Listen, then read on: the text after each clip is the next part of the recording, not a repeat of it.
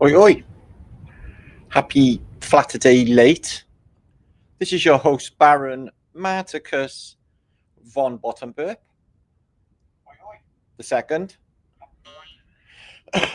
Awesome to see you today, guys. We've got much juice and many fab things happening. We're going to feel groovy and we're going to do a Flatterday on a Sunday. It's going to be good. Stick around. So today is late because yesterday was the first.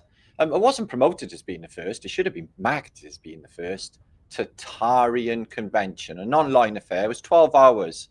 And it was organised by a lady called Elizabeth Hancock, who'd done a fabulous job of organising all this. And to be honest, it was a really good show. It was a lot of positive, good messages and awesome information for 12 hours solid. Go Team Tataria! Go Team Tataria! I'm all for that. Tataria. We got our own little Tataria thing going on, guys. Pretty good. So, yeah. Trippy bedroom. Yeah, I know you. It's my bedroom. I'm in my bedroom today. You didn't know this, did you? Yeah, I know. I've specially designed. Pretty good. Anyway, I let a few of you rally in. I'll tell you what I'm going to be talking about today. Now, with this topic, I'm going to be talking about now. What I'm going to be doing is this. Just make myself clear before I start. This is just going on my personal experience in life. I'm discarding the the ongoing PSYOPs, MK Ultra programs, and everything that has been told to me by other people. What I'm doing here is I'm doing my own research, I'm making my own mind up, my own deductive reasoning, and then I'm presenting it to you on YouTube. Take it or leave it. That's what I'm doing here today. But what I'm going to be talking about today, have a listen to this. Okay. It's going to be groovy. Make sure to share this out. YouTube doesn't like humans anymore, apparently. Knew that was coming. Anyway, so the hidden truth of this place is what we're going to talk about. Now, there's many mysteries to what is going on, but everything has gone west since 2020, when they insisted that everybody stays inside their homes and doesn't go out anymore until they're told. So I'm going to propose. Now, I know what official narratives say, and people like Hancock and other people. I know that the official narrative, if you Google when did the Ice Age end, is 11,500 years ago or 10,000 years ago, which I couldn't give a shit about, actually, all of that, because anything can be edited. And what I'm going on is what we can sort of establish from more recent times. Okay. Now, I am not talking from the context of heliocentric thinking, obviously. Okay. But what I am doing is saying this. I'm saying that the sun is changing frequency. With the frequency change that is going on with the people that are waking up in this place, I think it's symbiotic. The sun is changing frequency, but it's getting a bit scorchy, and it has been getting a lot scorchier in my lifetime. Now, I can't even remember the last time I had snow. In contrast, when up until maybe my 30s, maybe even my 40s, every year in Britain, thick snow, thick icicles. I mean, like, you had to dig yourself out of the house. It was that deep. And that has been gone for years and years. Now, just imagine this, okay, guys, the maps you see in the world you see, forget about globes and all of that, just the world that they present is in the northern extremities, it's all snowy. In the southern extremities, it's all snowy. And the high raised grounds like mountain ranges, example, it's all snowy. But they show us evidence of the glaciers rapidly decreasing. Well, I can't exactly substantiate whether that's true myself, but they do say this, don't they? And it's all part of their CC climate change, isn't it?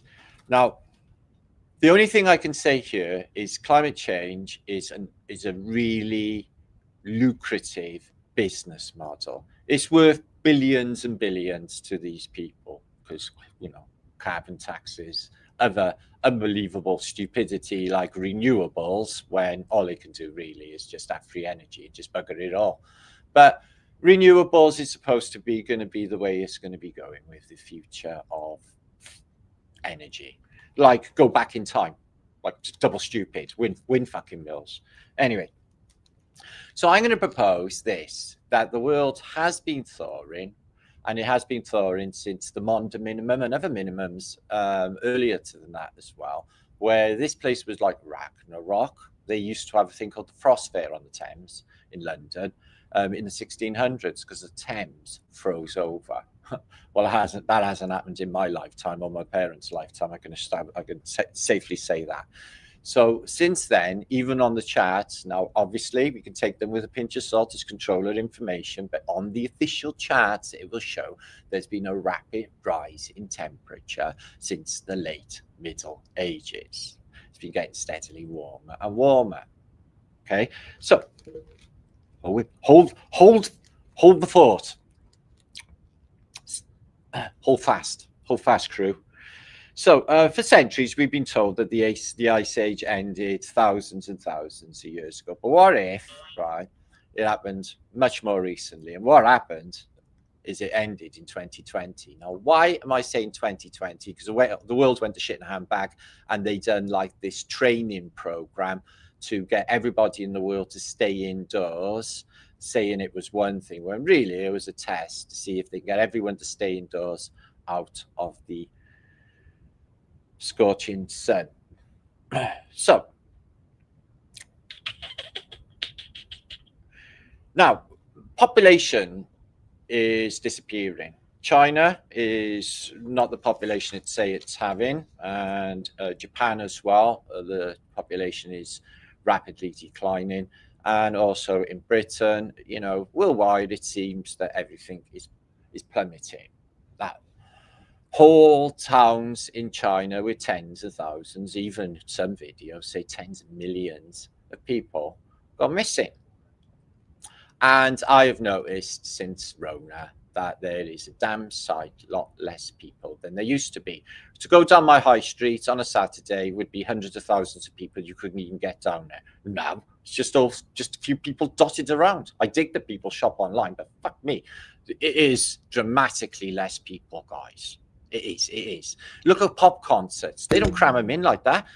You could fucking drive a bus between people in pop concerts now. It's just ridiculous.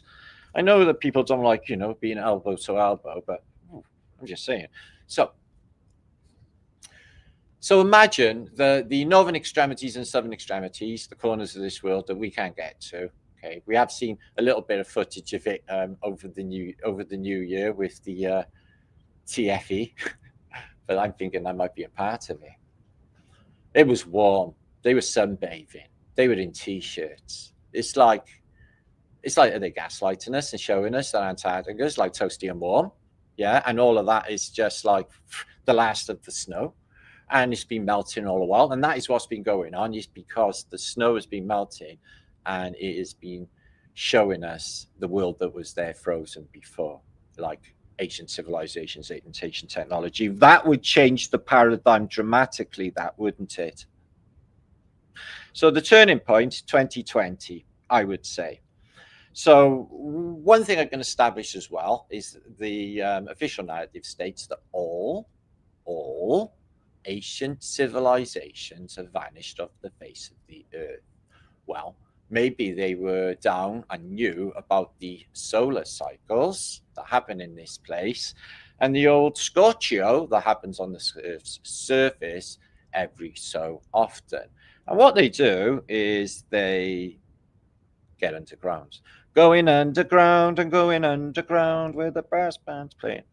Yeah, that's what it feels like, doesn't it? It feels like we're like that band on the deck of the Titanic while she goes down. If it was a planet, it would be Planet Basket Case, is what it would be. It's turned into Idiocracy. Have you seen the movie Idiocracy? It's turned into that. It's turned into Wall-E. You ever seen the film Wall-E with them incredibly fat people that couldn't get out of the chair to feed themselves?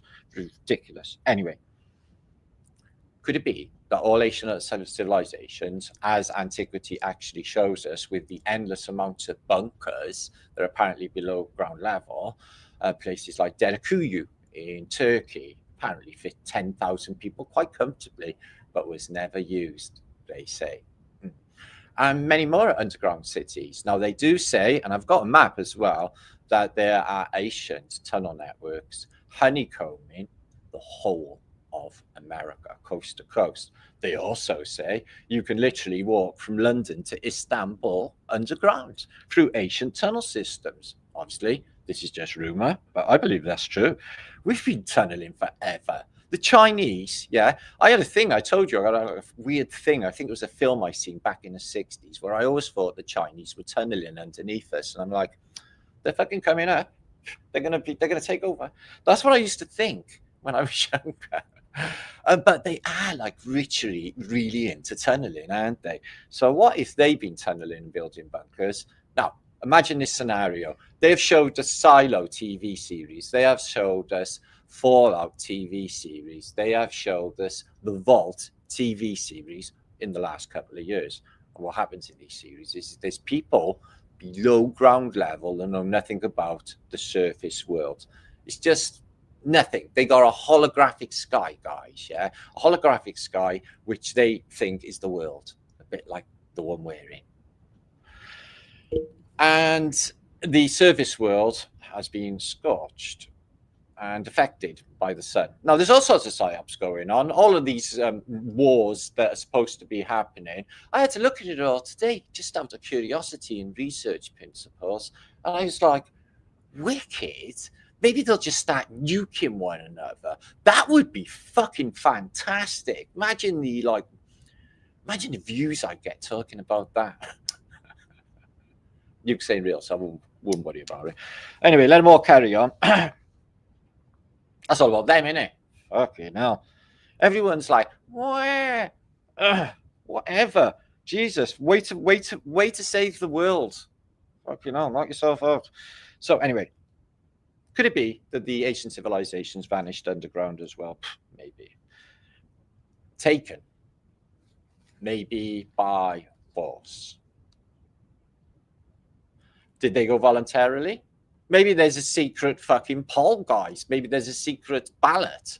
Have you ever seen the film Alaska with Gerard W? No, not Gerard. Gerard Butler. Have you seen that film? Well, it's about the apocalypse, isn't it? And then there's acts in Greenland. Trump wants Greenland, doesn't he? What's he want Greenland for? Greenland's supposed to be snowy fuck all, isn't it? Why is the big do-that about Greenland? Anyway, that's sort of been forgotten about. A bit like the French want the Statue of Liberty back. So, whatever, come get it. Anyway, so I think that people knew about the cycle. I think that it was told to them. I think that it is unveiled to them, and with the awakening that is ongoing in sync with it at the same time. And what people are escaping is a surface level event in this place. Something on the surface, which will make it unbearable for us to be on the surface, but there's a lot of ground underneath. I'm going to share some pictures to elaborate what I'm saying, okay, and make your own mind up. I think that we are getting warmer. I'm not going to go with climate change because that's a business model to earn billions, okay, guys? But what I am going to say is it's definitely getting warmer in my lifetime, okay? And the sun is completely different in Britain. I dig that we're an island, but in Texas, right, guys, it's fucking like a million degrees. Yeah, I can sit in it comfortably and not even really get a suntan. Honestly, in Britain, in contrast, the sun is scorching. I mean, scorching when it does come out. It's just not the same sunlight as you get over there. It is just got to be careful. So, any investors watching, I think this is going to take a little while to all happen, not too long. And what I would do if I were you is I'd invest in British seaside resorts, start opening hotels and all of that. Because Spain, well, that's not going to be where people are going. They're going to go to Britain on holiday because we're going to have Mediterranean climate. Margaritas on the beach. Yeah, I know. Fucking no more soggy winters in Britain for us, guys. Look on the bright side. You looking forward to that? I know.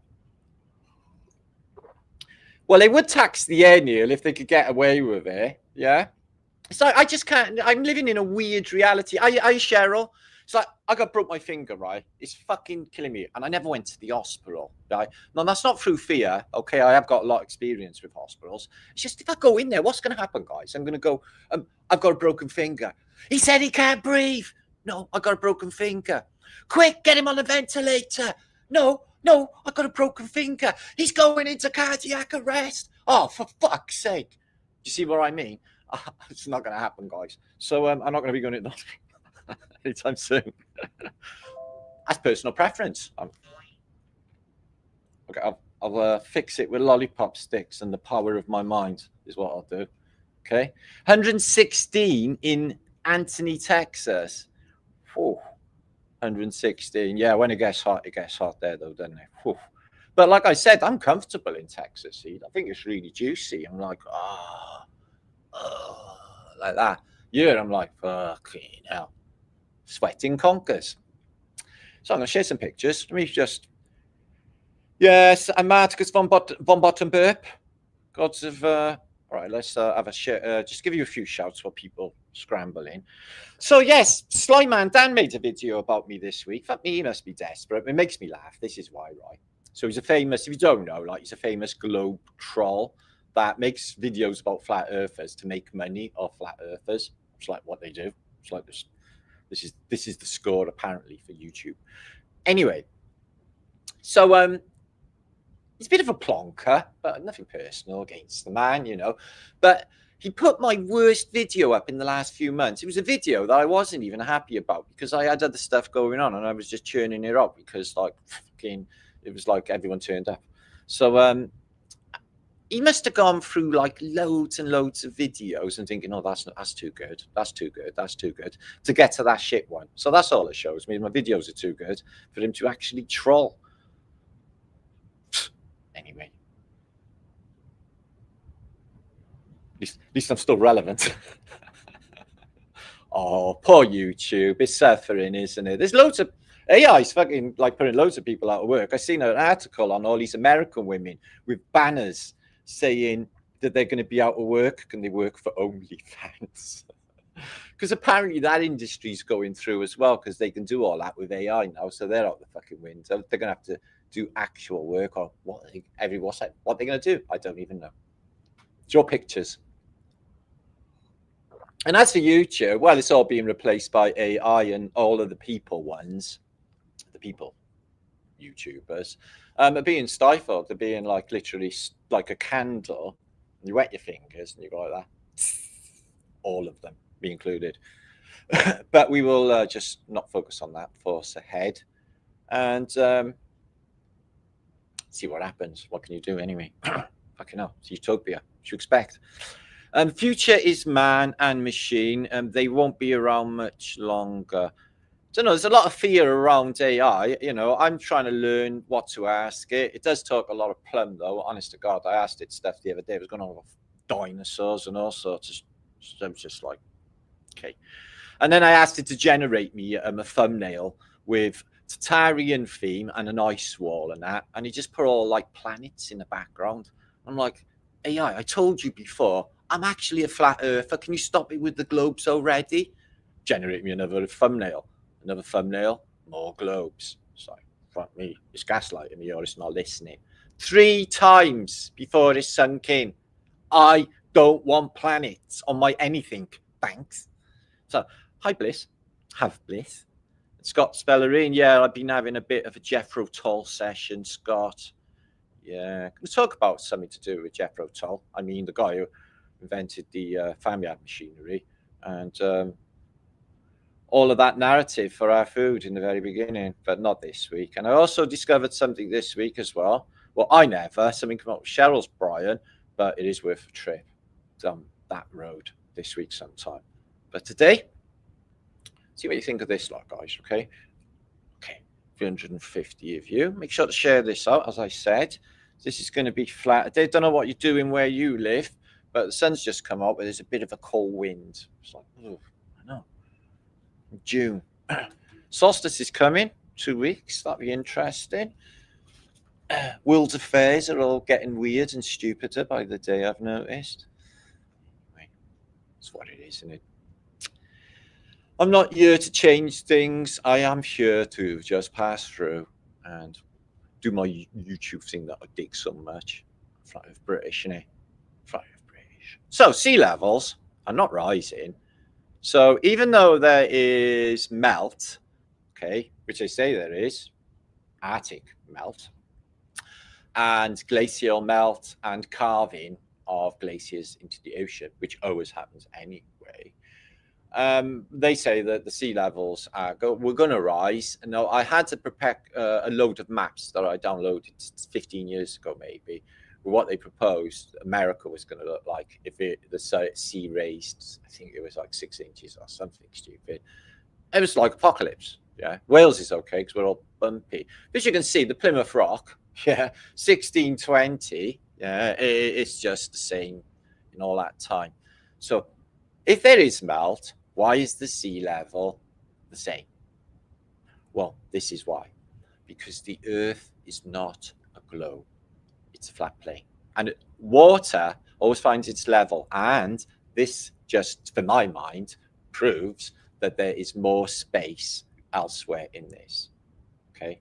Just think of it, though, guys. Even, it's just stupid. Even in Noah's flood, okay? So according to the biblical narrative, there's this flood that covers the entire world, okay? But then the waters receded, leaving dry land on a spinning ball. Where did the waters recede to? Back into the sea, only to flood it again. See how that doesn't make any sense? So there's that. Anyway. So the temperature has been rising, as you can see here. They blame it on solar activity as well, but they're saying solar sunspots, solar flares and sunspots. Okay. Now, I notice a lot of people come to me and they say about the Carrington event and CMEs. Now, I'm not actually, I need proof. And when I started all of this research back in the day, I looked into the Carrington event. There was only a couple of newspaper articles at the time. And then it was reported on by, I think it was Seattle newspaper, 50 years after the occasion. 50 years after the occasion, they report on it like it's a thing. Okay. Knocked out all the telegraph in America there. Have we had any coronal mass ejections since? No. But they can get everyone thinking that it's going to fry all the tech on Earth, can't they? And plunge us back into the Stone Age, which wouldn't be bad, actually, guys. Ugh. Yeah? Imagine that it'd be really lovely. You could have all animal furs, not wear many clothes, all that lovely wolf fur or whatever fur they have. Anyway, so as you can see, over the last 400 years, they connected with sunspots. I can't believe, can't substantiate that myself. But the Maunder minimum between 1650 and the early part of the 1700s, it was a really freezing time. And they were really cold in the 1800s. If you do look into this subject, the year of 1815, okay, the year without summer, apparently. It got so cold that nobody went out. This is why Mary Shelley apparently wrote Frankenstein and Bram Stoker wrote Dracula in the same house in the same winter, because nobody went out because it was bloody freezing, and the crops failed as well, causing a bit of famine. So what about mass die-offs? The 14th century and the Black Death, for example. Okay, so they say 70% of Europe died, guys, in Black Death. Yeah, where are all the graves? Where are all the graves, full stop? Where are all the dead that went before us? Try and imagine this, that people were taken underground to giant underground cities. And then after a generation or so, maybe 2 generations, these people, okay, then they would have thought that that was the real world they were living in. Then eventually they learn that there's a surface world, and now the controllers of these vaults are telling them, you can go to the surface now, hence the arrivals. And they're all dressed in uniforms, and they all got like hats on, because why? Because the sun is scorching them, and all of the women and all of the people are covered in linens and materials to protect their bodies from the sun. The arrivals could have come from underground to repopulate the place, because they know that everybody is going to get a bit of a suntan when the sun goes scorching. You can see here the frost fair on the Thames. Apparently, it was that cold. Well, this hasn't happened in my lifetime, I can guarantee you that. So you could go out and stand and walk on the Thames, 1606, in the middle of the Maunder minimum. And there were other minimums prior to that, and there's been a shorter mini ice age around that 1812 era. But they sort of link in, or the Tombola volcano caused a lot of volcanic clouds, which caused dimming, because like nuclear winter, which attributed to the 1812 to 1815 events, like New Madrid and other events. So yeah, the frost fair looked like it was a bit of a jolly old time. Imagine how bloody freezing. I remember how cold it was, you know, guys, when I was a kid. You thought you were going to freeze to death. But we only had like a coal fire, and like I had no heating in my bedroom unless my mother let me put the fan heater on for 10 minutes, because it cost a bleeding fortune to run one back then. And we were on like blackouts half the time in Britain in the 70s. But me, it was like, I don't know, it's pitiful, really. So we're going to have a look at some underground places a little bit later, with these fabulous red brick places under London as well. But there's so many tunnels in Britain. There's the Williamson tunnels in Liverpool, which seemingly go for miles and miles into underground places. Here, Cardiff too. You can look it up in Wales online. Cardiff is honeycombed with ancient, what they say are Tudor tunnels underneath where I am. Really fascinating. Okay, so say the ice has been melting for a long time, and that's why all of the elites have gone down to Antarctica, like Patriarch Krill and Buzz Aldrin and Senator Kelly and loads of other people, dignitaries, have gone down to Antarctica to look at what? Penguins? Maybe fucking TFE should have showed us some fucking penguins. That's the only reason I watched it, was for penguins. Never seen one penguin. Yeah, a babe, little penguin. Give me penguin. Okay, so maybe, yeah, as all of this ice melts, okay, which has been doing for a long time, yeah, maybe there's another sun. I propose that from another place.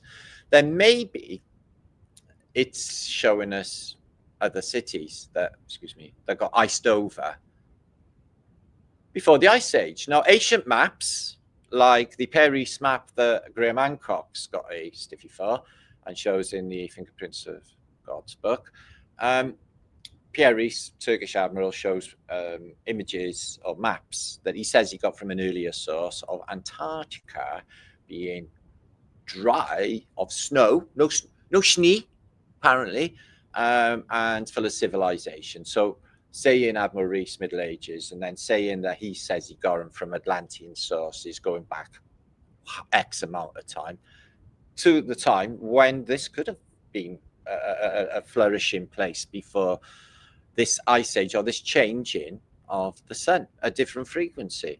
So see this carving and glaciation apparently getting less and less and less in all of them. I've seen pictures and it is quite shocking. And then this has always been happening apparently since time immemorial, is this carving of giant bits of ice going into the water. Now, it is curious to me why icebergs are made of fresh water.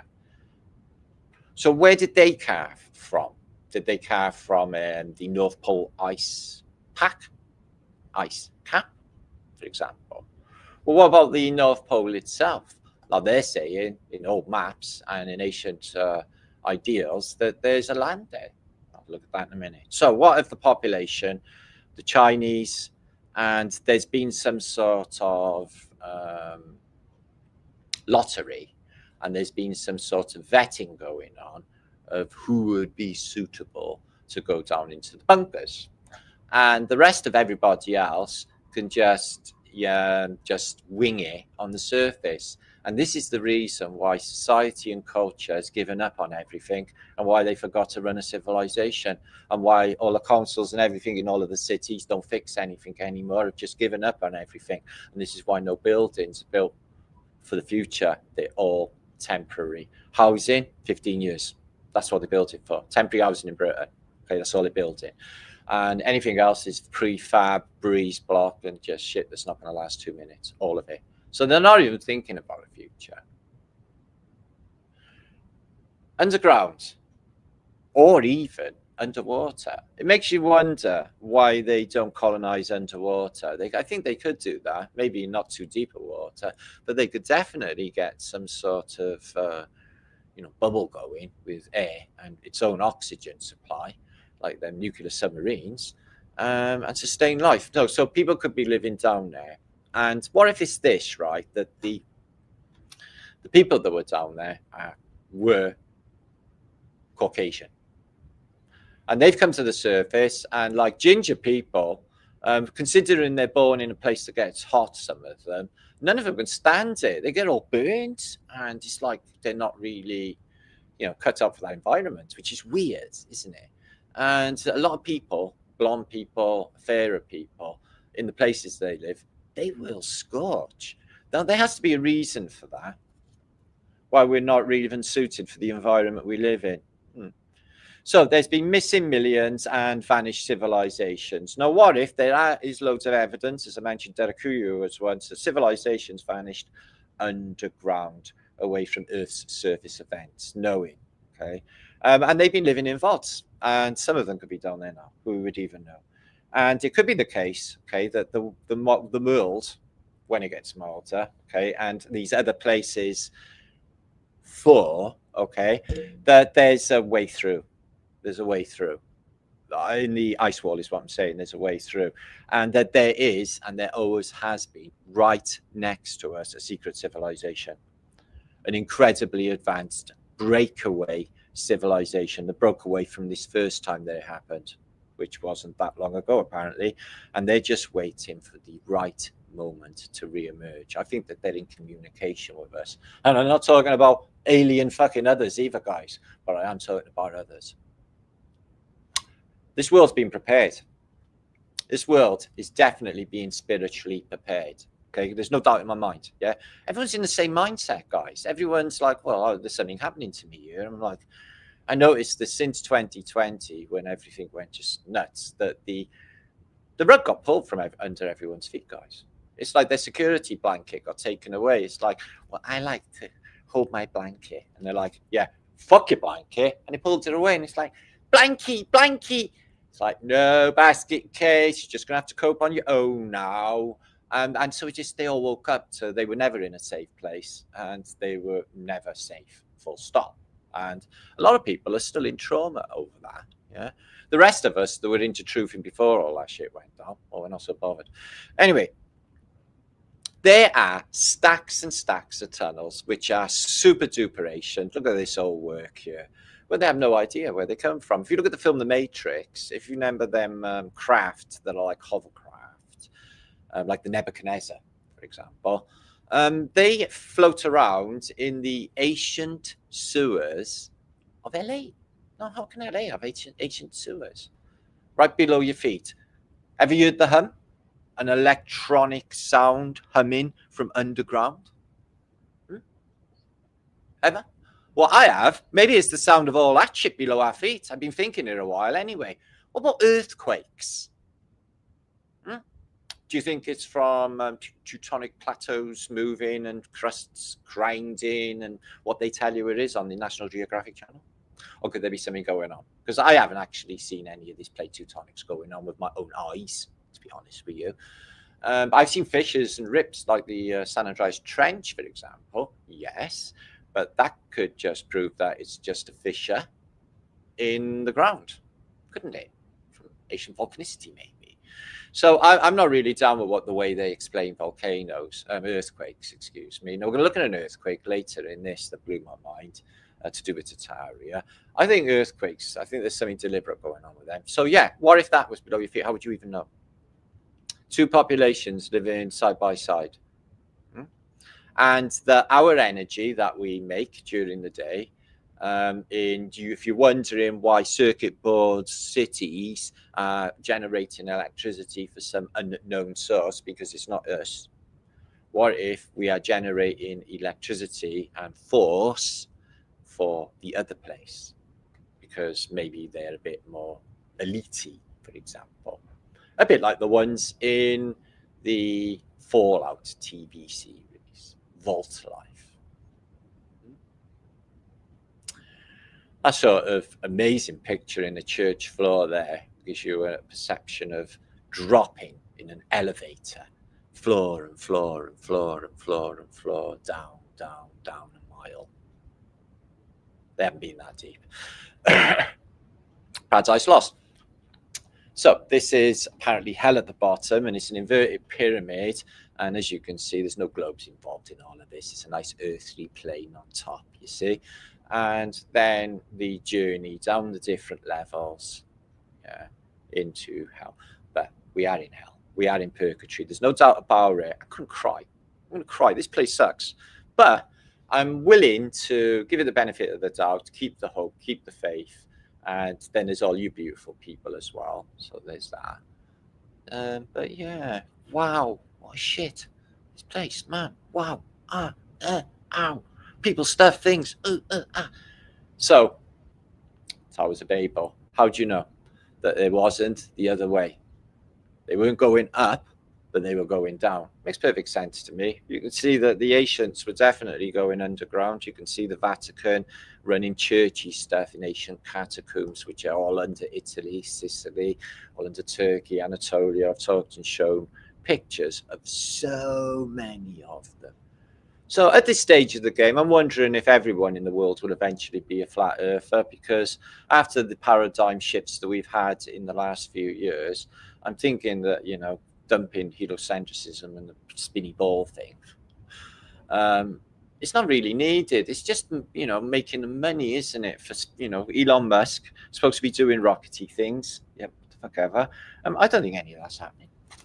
My mother told me they're not doing any rockets. Nobody's doing anything, Matt. Like, yeah, all right. Fuck me, was she ever right? So I've been 10 years into this, and I'm still yet to see any curve. Still looking. So this is the Kabawashi map. I discovered this. Okay. Anyway. Hi Joe, AZ. Hi Hippie. Thanks for all of the linking up and stuff. Much love to you, Ray Mudfloods. I'm so sorry to hear about your brother, mate, passing away. Kelly, I think I know him. He goes on the show with you, doesn't he? So sad. Anyway, seeing you sending out the love anyway. Hi, Nora. And Alva Billy. My beloved friends. John Keeley. I do know John Keeley, Ray. Oh, that's sad. I do know him, yeah. Oh, he passed away, did he? Oh, I love him. Anyway, fucking how many truthers die? Jesus Christ. I've been in it 10 years. There must be dozens now. Dozens. I'm not saying it's anything nefarious, but fuck me. Anyway, what does it matter? We're in a spiritual battle. It's war. Just because I'm sitting on a computer doesn't mean to say I'm not in the middle of a war. I am. Get attacks constantly. You've seen that Simon's Dan Crew come over, trolling me to shit. I got rid of 100 comments of you're a retard. Fucking hell. What's the matter with these people? Wiggly flat thumbs, Zach. Good to see you. And Sue, is that Sue Flannel in the house? I think it is as well. She's a Sue F these days. Yeah, John Kelly was a great guy. We lost him. Okay. Huge supporter too. Love the truth. Yeah, flat earth. There you go. Romanian Bear. Good to see you, my brother. Where are we, Martin? Will we know at some point? Well, I think we're coming along in the game, definitely. There's time.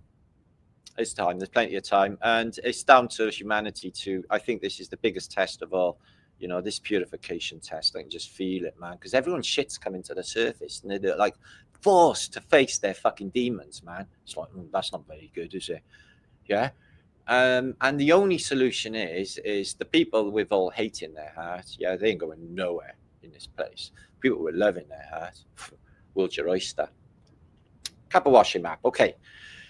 So you can see Earth in the middle as we know it, okay, and you can see these concentric rings around it. Now, if you imagine this being the ice wall all the way around, remember Captain Cook said he went around there 60,000 miles, couldn't find a way in. Remember that? So I think that there's ways in and has been for quite some time. I think that they are showing other places. This would be the biggest, most hidden secret in humanity. The paradigm shift to find out, well, it ain't a spinning ball in fucking space. And why have they been telling us it is? Because there's extraterrestrials. Extra land, guys. Laterally.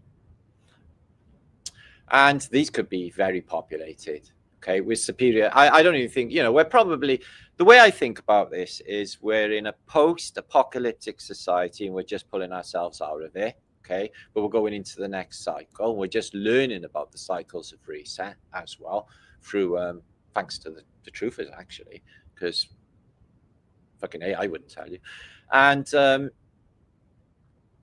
And there's a big spiritual shift going on with consciousness for some reason. I know we're light beings, but the sun's definitely attached to this this phenomena, frequency change.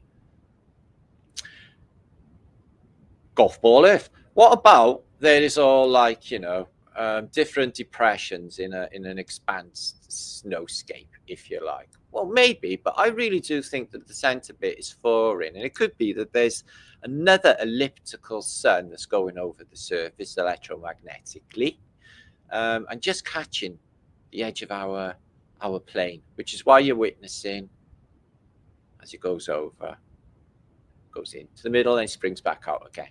But there's another one over here elliptically, and then you can see it, and it's been taking photographs of it. So adjacent worlds, I think that's definitely a possibility. Now, Mercator's map, I'm definitely a purveyor of the Hyperborean. I think Hyperboreans were a supremely intelligent race of people, and they're not far away. So what happened to Hyperborea? Is it there? Well, I think it was there. I think it may have got caked in ice during this recent phenomena of ice, because the old maps don't show it. Yeah, all right, Urbano Monte, that's late 1500s. The ice is gone by then, apparently, according to the on Urbano Monte map.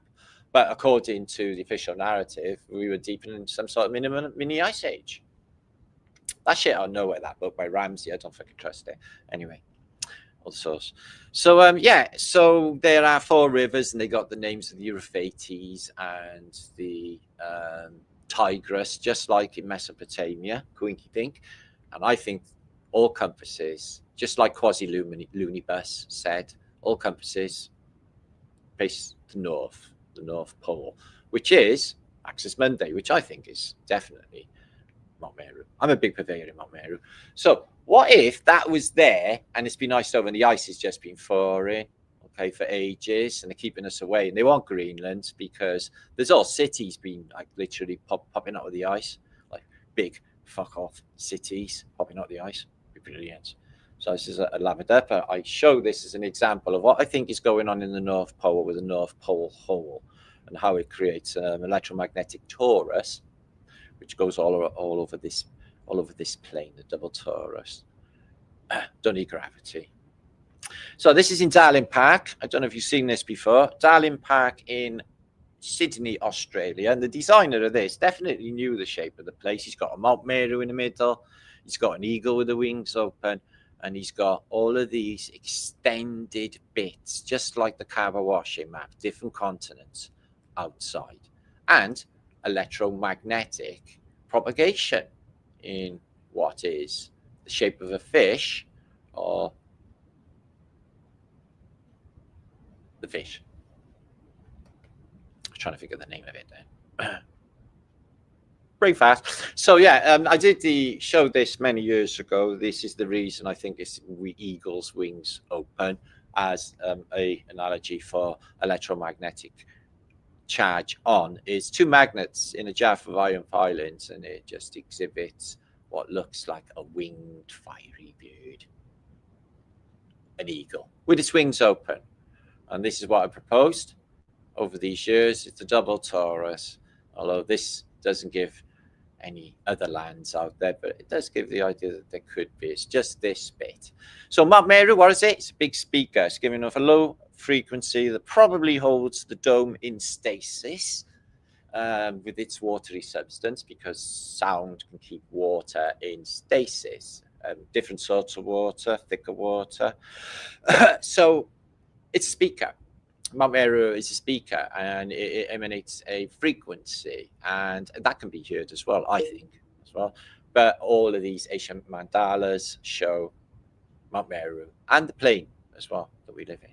Some people have Nostrafundum, and other people have proposed and named a lot of these. But this is a bit of a lie on you. I just noticed they stuck the Urbano Monte extensions. Now, the Urbano Monte map, right, if you do look into it and do a bit of research, do your due diligence, you will find out that the outside bits are not Antarctica, but that extensions magnified of what's in the inside of the map.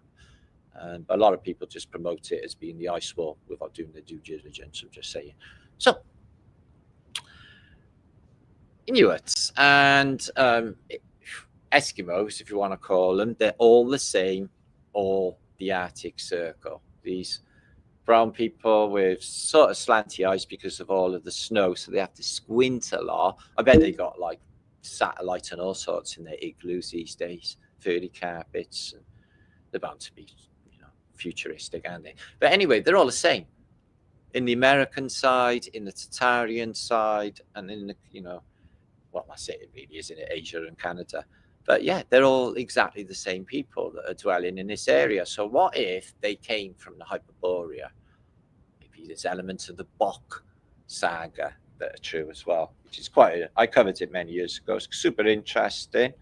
Lands of Hyperboreans in the north. So this is an azimuth equidistant, but what is showing you is the contour lines, which show that they have done an electromagnetic scan, if you like, of the North Pole, science. And you can see that there is 4 bulges, 1, 2, 3, 4, of magnetic propagation, which shows that there is a magnetic source in the middle of these. There has to be for this to happen. Mount Meru. I think it's great evidence for it anyway.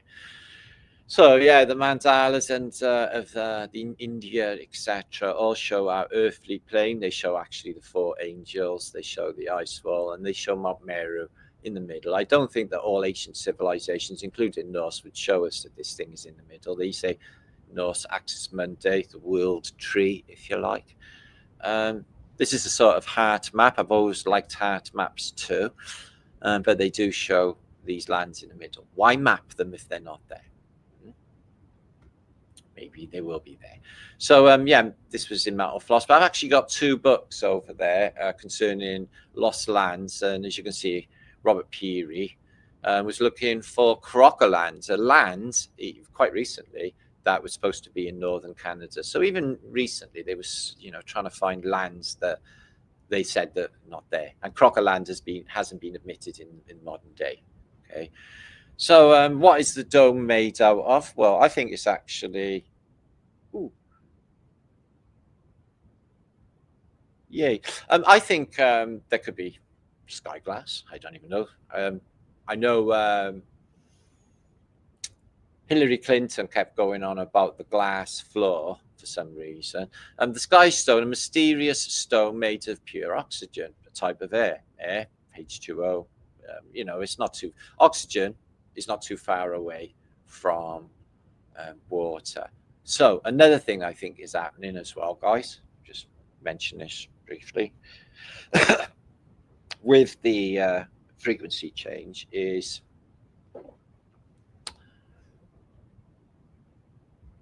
I think the oxygen is running out as well. I might be wrong. Right then, moving on. After that little moving on. So we're going to look at now some more pictures, guys. Got loads this week coming up as well, guys. Got some interviews coming up as well. I've been doing arranging one or two, and like I said yesterday, was that really good Tatarian convention. I'm sure we'll have more of that sort of thing. I quite like all of that. The Tatarian team, it's really good. I thought the Matrix gather. Oh, I was talking to Linda. Okay, I'll get back into chat in a minute with you all, guys. First, we're going to look at something that's super interesting. The Tokyo earthquake. Oh my God, I never knew about this, and it's just like I'm scratching my head now. Same narrative for Tokyo as there is for San Francisco, Chicago, Seattle. The city gets completely destroyed. It's full of Tatarian architecture, and in no time at all, poof, the city's back again. And then the city gets completely destroyed in World War II. And boom, a couple of years later, it's there again. How is this even fucking happening? How is Hiroshima there, a big city with skyscrapers, by 1950? Check Hiroshima, 1950. 5 years after, there's hardly any sign of a nuclear bomb, atom bomb. How's that even possible? Glitches in the matrix, eh? I can edit it out. That's how it's possible. So yeah, Tokyo, biggest city in the world, biggest city, they say, in the world, or that one in China is now, isn't it? But look, big old Tatarian building. So yeah, and it also is showing the mud flood affected as well. So it was, the city was all but destroyed in a terrible earthquake in 1922, I think it was. Should have checked. 1920s. And what you see is very elaborate buildings, not all wooden or all of that. City on fire as well. It was the Great Fire of Tokyo. So it had an earthquake and then a Great Fire, which took out the rest of the city, just like with apparently San Francisco, although there wasn't an earthquake that's visible in any of the photographs. That show. Anyway. So yeah, wherever this earthquake was, I wonder how an earthquake mangles railway lines. Just trying to imagine. I know I get that it oscillates and there's this weird vibration thing going on, but how does it chew up railway lines? This one was unaffected, but this one turns into spaghetti during the Great Fire. Heat, maybe? Oh, okay, earthquake and firestorm. Okay. Trees seem to be absolutely fine, though. Maybe one or two charred. Difficult to say if it's spring or summer. Okay, so in 1920s, Tokyo looked like Hiroshima. It looked like a bomb had hit here. The streets are clear and everything is in small bricklets. Tokyo was completely destroyed in the 1920s, guys, and it was jam-packed with Tatarian architecture. Look at it. Very similar to the San Francisco earthquake photographs. The earthquake never happened, and there's even a building in San Francisco that looks identical to that in the landscape, and the dome building in the landscape, which looks just like that. So spookily similar to the San Francisco post-event pictures. Tokyo is incredible. And what, 10, 15 years after as well, the other side of the Pacific, the ring of fire, like me after a curry. So, the ring of fire. So yeah, so whatever this earthquake thing does, you can see the Japanese army in the background. It cracks the pavement and stuff as well. I've only ever felt one or two nudges of an earthquake. I really wanted a big earthquake, but I don't suppose one has happened. The cars all get completely mangled in an earthquake and fire. Not sure what that is. It's like a pile of something. Yeah, it's pretty apocalyptic, isn't it, guys? So there's a firestorm. Looks like the buildings are okay in the earthquake by here. Similar thing. Spaghetti Junction on the old skywires. 1920s. So people are getting out of Dodge and they're watching their city burn. Again. So get out of Dodge, but like Herculaneum when Pompey's about to blow, isn't it? Get to the port. Let's all get out. So people are trying to get out as much as they can to save their lives. And Tokyo's gonna. So how does it go from being completely destroyed, the population looking like they're skipping town? That is what's left of people's belongings by the look of it that have been collected. maybe. There's bicycles. There's quite a few people. The buildings are all in situ. Where's the earthquake? The wires are all in situ, but there's all smoke in the background. Spookily, just like San Francisco. That would be bodies. Okay, that can't happen in an earthquake. Okay, so check out the architecture. So again, it's colonial, isn't it? I don't know what colonial's in Hong Kong, but there it is. They got some Japanese dignitaries, some thing like they got in London or anywhere else in the world. And this building looks decidedly Tatarian. Why the wooden roof didn't burn? Why the wooden roof didn't burn? The building's gone, the wooden roof didn't go. Maybe they outed it in time. Flames rise. That makes no sense. The roof would be gone unless that's metal. Unless that's metal. Metal roofs. Are these speakers?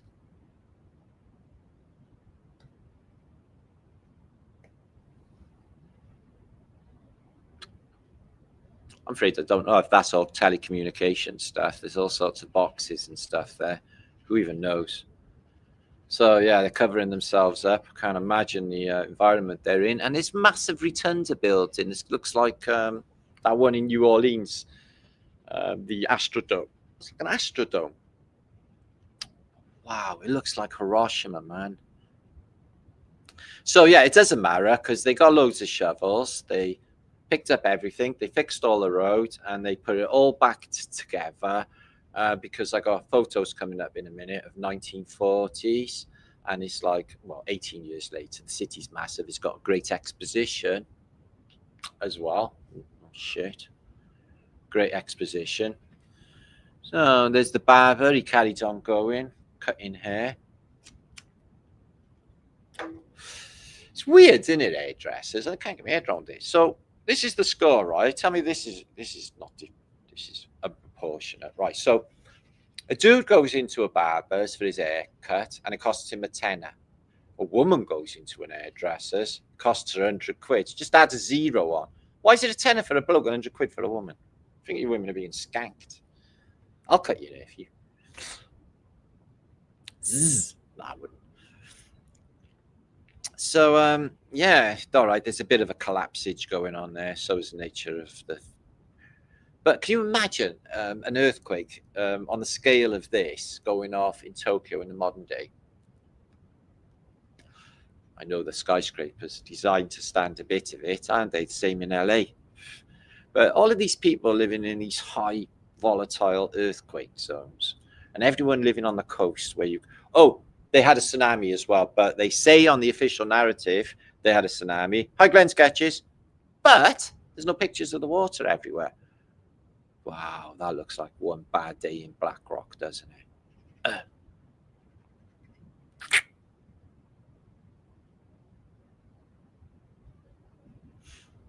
Jesus. And there's the the little coochie little Japanese people. Kuchiya. We love Japanese people, wherever they are. The sushi, we love sushi and kuchiya. They managed to get all that shit back together. They must be really industrious, the Japanese, to build it all back again.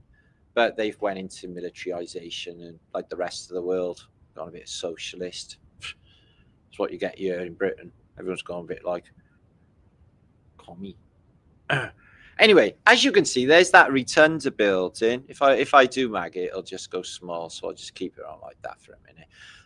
And then you can see there's the river. All these buildings are big old style Tatarian buildings. Just incredible. Oh, Google will not give you big images anymore. It's a pain in the ass. But you do like that. They're big. So yeah, they had an Olympics 1940. So when the war is just kicking off, the year the war is kicking off, 1939, isn't it? The war kicked off. Japan are in the war, but they got an Olympics. And Germany had one in the 1930s as well, didn't they? The Berlin Olympics. So they had an exposition. And there is the city with all the skyscrapers that survived the carnage that was World War II, where it was seriously firebombed and leveled to the ground. So rebuilt, no time at all, get an exposition going, and then by 1945, the city is all but disappeared. And then, bam, it's back, the biggest city in the world again at the moment. Why is it the same narrative for different places all over the world then? It's not deliberate, is it? It just sounds like the same MO. Anyway, moving on. I've had a bit of a fascination with St. Francis of Assisi since I was a child. I thought I must have had some spiritual connection with him. He too sought the same thing as I'm doing in reality. Apparently, St. Francis, he seeked the one that sees. He's, the soul, the spirit who sees this world, the you, the I. I don't know who I am, and nobody will tell me. Apparently, I've got to find this out for myself. It's tricky. Anyway, what these pictures are Assisi, like St. Francis of Assisi, home of St. Francis in Italy. Now, there is footage online, which I can't show you because I get copyrighted, of the cathedral I'm going to show you now in Assisi in the 90s. And Vicar's in there and stuff, and an earthquake hits, and the whole church comes out and kills all of the vicars inside. The same cathedral that is on the site of where St. Francis of Assisi. Now, he was like, oh, fuck off, all of you. He got a bit like that. And he went to be a hermit. And then eventually he's like, well, I don't need any of this. I'm getting rid of all my stuff. So he sells all his stuff. Then he's like, well, I don't really need these clothes. I think I'll take them off. So then he went bollock naked. And people said that he was a bit nutty, but he eventually worked out what Buddha worked out, that he's having, listen, you may think that he got nothing. You don't know what he's experiencing in his mind. Like, his body's getting bliss buzzies all the time. He's having a fantastic time. He's having a fucking rave in his brain, guys, let me tell you. Because he's tapped in. You see, he's tapped in. Oh, there's a cloisters in Assisi, in Italy. So when the moon hits your eyes like a big pizza pie. So yeah, religion. Do you think a lot of people are turning to religion? Yeah, Jesus got me off heroin. Jesus did it. They got a little microwave oven there. It wasn't me that got myself off drugs. Jesus got me off drugs. Is that true? Yep. He talked to me. He touched me. Touching me, touching you. That's the worst thing, man. Imagine joining a religion, right, guys, like the Christians or something, and then like after the sermon, yeah, it's like, oh, we gotta go in this back room now. It's like, oh yeah, so go in the back room and I say, guys, like we're in a cult. Did we tell you? It's like, no. It's like, yeah, and we like to touch one another. It's like, really? It's like, yeah, we're keeping it all quiet though. It's only wrong if anyone finds out. It's called religion. Oh, right, okay. Fucking hell. What? It's true. Touching me, touching you. It's all about that. It's just bullshit anyway. All of these men dressing in dresses and all of that and all that. Fucking hell. Especially all of that celibacy and stuff. That make a person go nutty. That's where serial killers come from. Okay? Fucking hell. Yeah, suppress yourself sexually and see what happens. Your head will just pop off eventually. So, that looks like it's mud flooded anyway. Maybe they're playing a game of cricket. I had a cricket bat in the face once accidentally. I've also had a baseball bat cross my ear as well. It burst my eardrum, believe it or not. Well, what a load of shit. What time is it? Okay. Beautiful somatic patterns. I wonder what was in here before. And there was something that fitted in there and something there. Something stuck out here, like maybe a big canopy. Whoa. I reckon the whole of that, right? But Joy! What? Instincts. That's what it's about. Instincts. I'm only a man. What am I supposed to do? I didn't come equipped for this place either. Well, look at that over there. And I didn't get an instruction booklet either. Yeah. And if I did, I would have fucking used it anywhere. If I utilized it as if I run out of RiseAbove paper, like I do with Bible pages. I've never done that.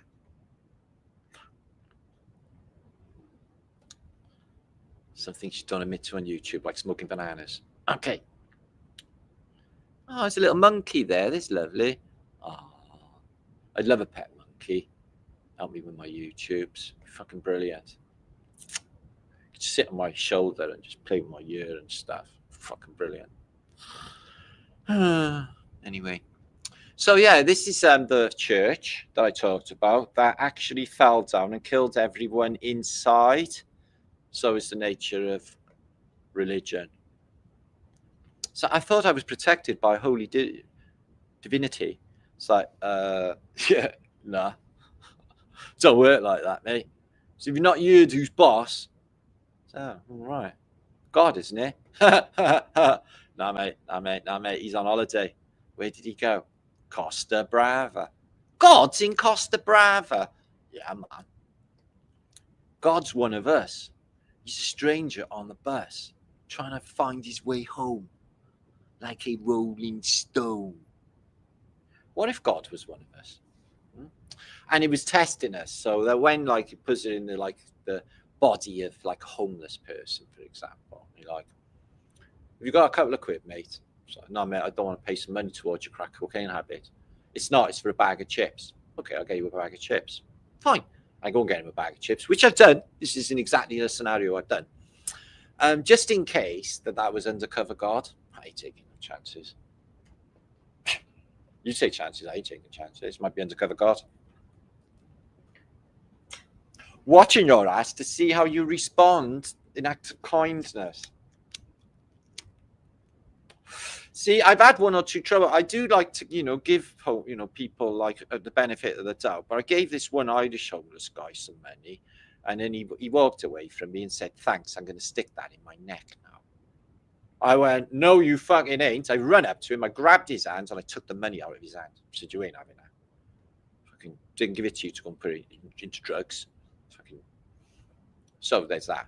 So you've got to be careful, because obviously we're not our brother's keeper. And if we're going to give them people, and a lot of the homeless people on the streets of Britain are in some sort of organisation, international criminal gangs, which are not actually homeless. They're just hitting people in the feelies. I have no money and I have no phone. And then you give them money. They even like, I've only got I've only got a credit card. That's okay. And they bring out these little swiping machines for you. It's like, okay, just tap it there. Homeless people got tappy things now. I went to a town once in the north of England with my mate, and it was called Nantwich. The homeless people were so posh there. They had dietary wishes. Like a woman come up to him and said, "Oh, I brought you food because you're homeless and all that." He said, "Is it vegan?" I was like, "Fucking vegan? You're fucking homeless. You eat fucking all cold pizza."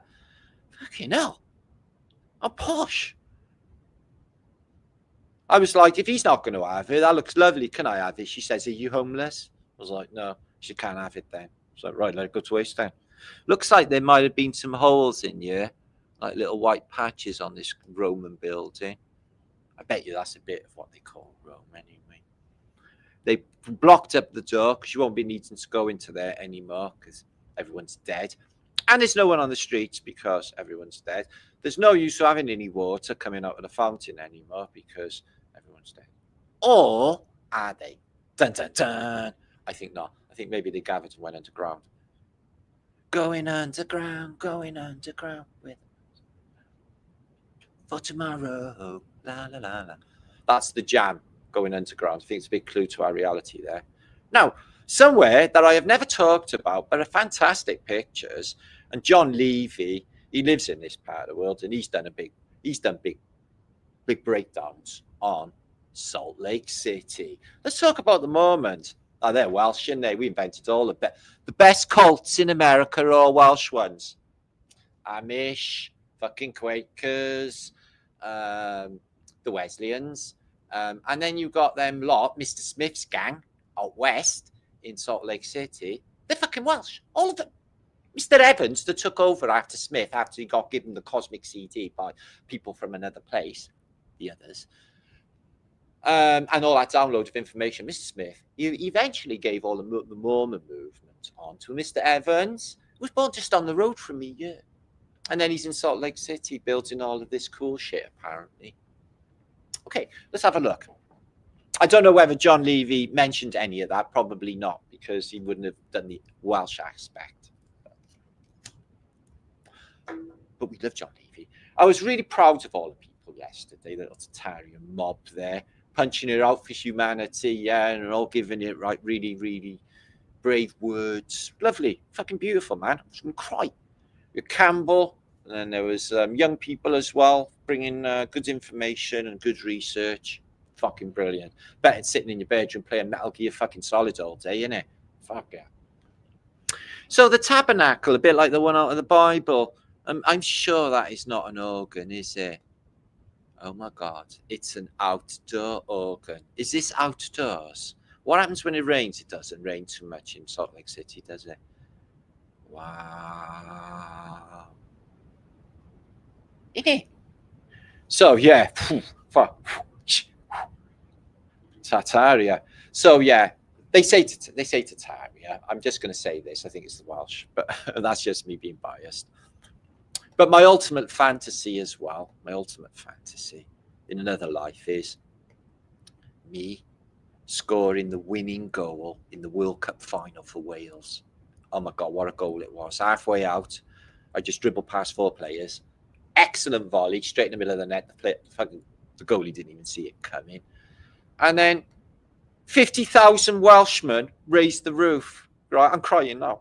It's just a beautiful moment, man. And they just spontaneously break out into the Welsh national anthem. The rest of the world can't even take it. They're just all blubbing like fools.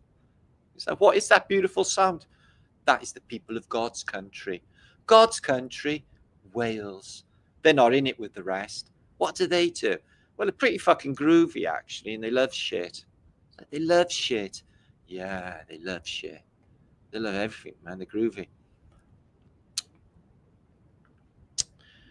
See, I'm in the camp of, it's all going to happen without me anyway. You know, I could go, oh, I protest stuff. It's really sad, isn't it? All of these people getting bombed and stuff and all of that, which it really is, isn't it? But the only way all of that's going to change is if the tiny little amount of people that control us all, the 1%, do not control us anymore, and all of the world governments as well, because there's this like massive weird communist devil worshipy thing going on for all the countries. A couple of them are out of it, but don't go well for them, like Venezuela or something. Anyway, back to the story. So the dystopia is definitely here, the new world order, and all of the fears that people had years ago. Well, that's here. Okay, so how do we go back? How do we get back to humanity the way it was? Well, I don't think that's possible because populations like sort of got a bit heavier. I've noticed weevils wobble, but they don't fall down. That might be the bread or interbread. I'm not sure. Oh, John Levy knows all of the ins and outs of this domey thing here. Do you know what's in there? That's the tabernacle. It's under the dome. It is. They haven't got an organ outdoors. That would be stupid. Because if it fills up with water, I'm sure they do have fucking rain in Ohio. I bet you. Or what? Is Salt Lake City in Ohio? I don't know. I just started singing Ohio Neil Young in my brain then. It just goes to show how dotty I am. So that's the temple. Ooh, it's very Masonic, isn't it? They've got all them pointy bits sticking up as well. Just came back from Salt Lake City. Salt Lake City was also pretty. So what? They got a lake there. Oh, it's on Oregon shoreline. Oh, Oregon shoreline. So it's a nice little pier, isn't it? And they're all fully clothed in the water. Well, they do go fully clothed in water nowadays, don't they? She says you don't want to go down the beach these days because you could have like a man in a bikini walking past. You don't want to see that because basically you'll carve your eyes out with pencil. So there's that.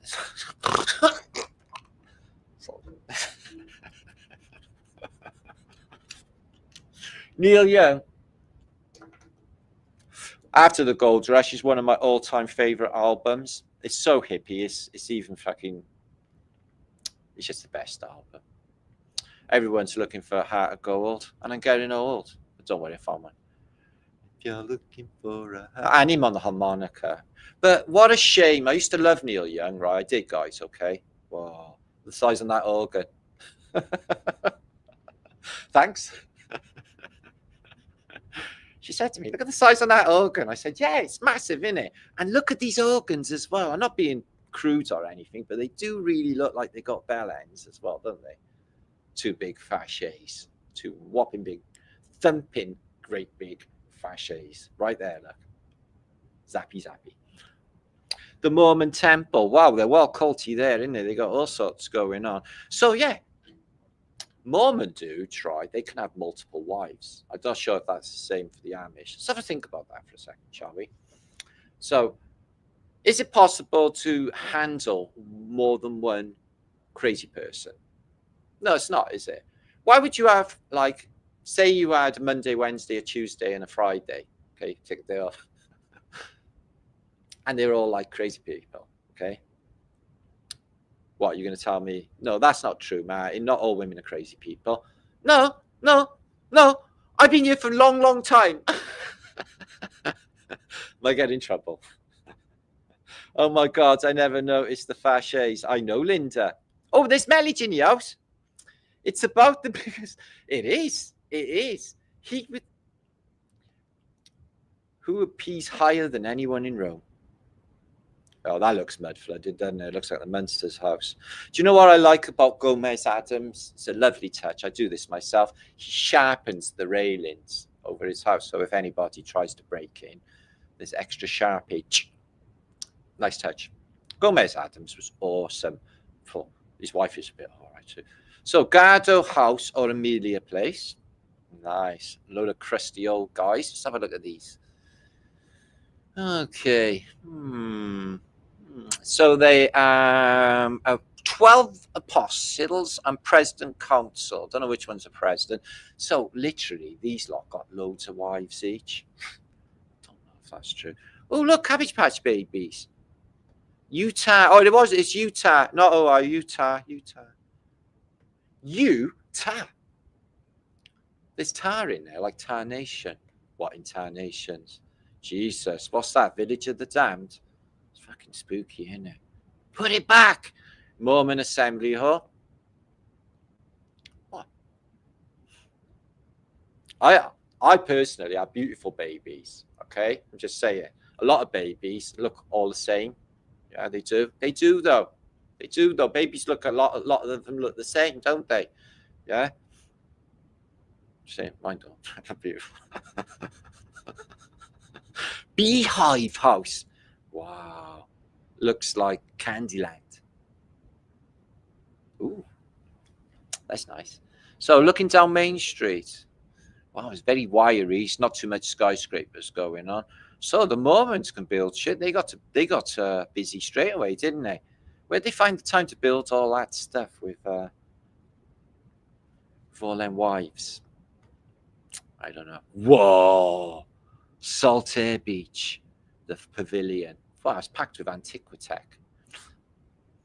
I tell you what, these onion domes look a bit like bottoms, don't they? They do look a little bit like bottoms, don't they? They also look like a pair of Gunadians, don't they? What saith you? Looks like she's drowning. She's not drowning. She's waving at us. Cooey, how you doing? No, her head just went underwater. No, I'm sure she's an experienced swimmer. Come on, love, don't worry about it. She's gone now anyway. You see? So, yeah, God, they had... they weren't on the front of the queue for looks, these lot, were they, guys? I know they're getting on a bit, but fucking hell. It's hard on the eyes, isn't it? It's like a Chanel advert in the modern day. Let's have a look. Okay, Tartaria. Let's have a look and see if we can see anything exhibiting with mud flood. So I don't know a song about Utah I could sing for you guys. I don't think Neil Young's done any Utah songs. I'll think one up for you, okay? All you care is Radio Utah. Let me have a look. Oh, look at that. That's mud flood affected, would you say? Cool.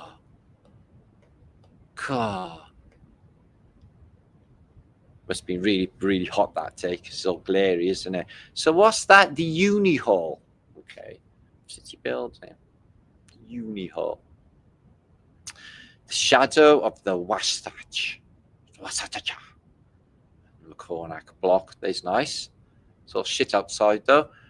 And irrigation of orchards. I found some documents. I'll show you in the week though, where they show the inside Starforts was just minimum properties, but loads of allotments for people growing food inside the Starfort system. So I'm wondering if they were using the Starfort systems to like propagate growth of food outside the Starfort systems, no crops. Yeah, if you go with what they say about crop rotation in the 14th century, Jethro Tull, and how we advanced in farmery, and that farmery brought the extra population. That's the reasoning. They're saying the farming caused the extra people that are in this place, like all the people that showed up in the 1800s, like the exponential growth of population, which I'm not buying. Wow, it looks super cool, doesn't it? That building. It's like little space rocket. They had a theatre. God, I wonder what they'd have in the theatre. I doubt they have much burlesque going on in that part of the world, but you never know, do you? Interior of the pavilion. I wonder what music they're into as well. A lot of temple stuff going on. Templeton Block. So Tartaria is unreal. Sheep. Oh, they got sheep as well. I noticed loads of people don't call Utarian sheep shaggers like they do with the Welsh. It's racism, that is. Okay, let's have a little trip through Germany. Thinking of going here in the future one day, maybe Holland's, because no, the ganja's legal in Germany. No, I go Germany. My mother did this trip. I've been down the Rhine loads as well, but not this far down. This is Heidelberg and Essen. No, Heidelberg and Nuremberg. On the Rhine, you can imagine how beautiful the Rhine is in the summer months. Okay, notice the pineal gland going on there, like you get in the Vatican. So yeah, my mother went up the Moselle on the. No, that's the Moselle. It's a different river. I've been right up the Rhine as far as Essen, I think. No, I didn't go up as far as Cologne. Anyway, been up all the way up there. So here's a German lady. Let's have a look at her. Okay. All right. Okay. Strange clothes. Not very traditional German, really. She's got smart enough, but she's in a studio there. Oh, they're faking all of that water because that's a fake backdrop. There's a screen there. Maybe they took the screen to the beach. It's really strange. Oh, look at this. So this is where the guy made Tom Thumb lives, or that guy with his half glasses. He's got big rosy cheeks, really, really friendly. Okay, and he's the watchmaker, and he lives in there. And you knock the door, and you say, "Hello, watchmaker," and you say, "Oh, coming in." And it does you like loads of food, introduces you to his big rosy cheeks wife. You stay for a week, and then you leave. And when you get to the door to leave, he turns around to his wife and goes, "Any idea who that was?" I haven't got a clue. But it doesn't matter because they're that hospitable. No, they are. The Americans are the same as well. Come on in. They're like that. They just fucking come on in. They are like that in Wales, but you can't do too much of that in Wales now because they'll nick your shit. So yeah, there's lots of knobbly bits on that one, isn't there, guys? Aphrodite at the waterhole. I could tell you a story about that, but I don't think it'd be publishable on YouTube. Okay, nice bridge across the Rhine. So you can imagine, can you now, right? You're in a boat. Okay, you're in a boat. And at the front of the boat, your captain, you're in World War II, right? It's Robert Redford. And you got to go and row across the river while the Germans, because it's in the war, are machine gunning at you, but you don't care because this is a bridge too far, yo. And we're going to take the Rhineland, yeah, and win World War II, yeah, which is apparently what happened. But going on, like, how things progressed after World War II, looks like that actually it might have been all bullshit and lies, and they were all in on it together, weirdly. Tens of millions got killed, really, but they always do, don't they? God, imagine how many been popped off in the last fucking few years. You never even know, do you? Got all these weird wars happening, apparently genocides and things going on worldwide and all these. But that's always been the way of the world, isn't it? It's a fight for survival, is what it is. People just sit on their laurels and get all cutchy. And then when the shit hits a fan, they're like, oh my fucking God, what am I going to do now? Well, then, yeah, they're prey. Yeah, the others will be like, on you. Because you got to, be in your mind and know things change. Look at that old thing up there and that folly there. And there's another one on there. Got to put your stuff on the high ground. So Cheryl said an interesting thing as well the other day is when you go into a church for the church machine and it changes your frequency and invigorates you, like 432, spiritual level, that actually it does something else as well. And it does, this is true, it creates a vibration, a frequency that switches off fight and flight mode. So your instincts for, self-preservation, which a lot of us got, some of us more than others, have needed to. So, and the flight or fight response that I'm just watching over my shoulder, on guard all the time, that thing drops away. It's a bit like when you smoke rapé. That same thing is like, whoa, what was it all about? What was I so worried about? Whoa, it's a bit like that. It was, but so it switches off. It switches off the Panic at the Disco thing in your mind. This technology, and I think that's a definite as well. So rather than Timothy Leary's turn on, tune in, drop out, it is turn off, tune in, and don't drop out because you won't be able to live. This is the thing. He said that to loads of students, and he's like, "Yeah, man, go to Haight-Ashbury. It'll be really cool. Yeah, man, you'll find your life, man." So they just dropped out of school, went to Haight-Ashbury. Give it 3 weeks later, they're starving and a fucking game. Well, that didn't work out the way I thought. Happened to loads. So don't listen to some no elite fucking hippie is my advice, especially their new ages, because it's all business models. They're just earning money off fucking vulnerable people who are just susceptible to like MK Ultra, which is what they did. YouTube weaponized, hit you in the feelies. Videos that just upset you infinitely. I've seen loads over the years that have upset me, and I'll be like, oh fucking hell. It was just a video, and it wasn't even when I dug into it. I should have done my due diligence. Any fucking evidence to support any of it, like it always is. Always is. What do you reckon that is there? Look at that. Yeah, what is that? What would you put in there? Could dry your weed. Air dry your weed. I don't know. But lovely, that castle. So yeah, they got some nice shit in Germany, haven't they? Umpa, stick it up your jumper.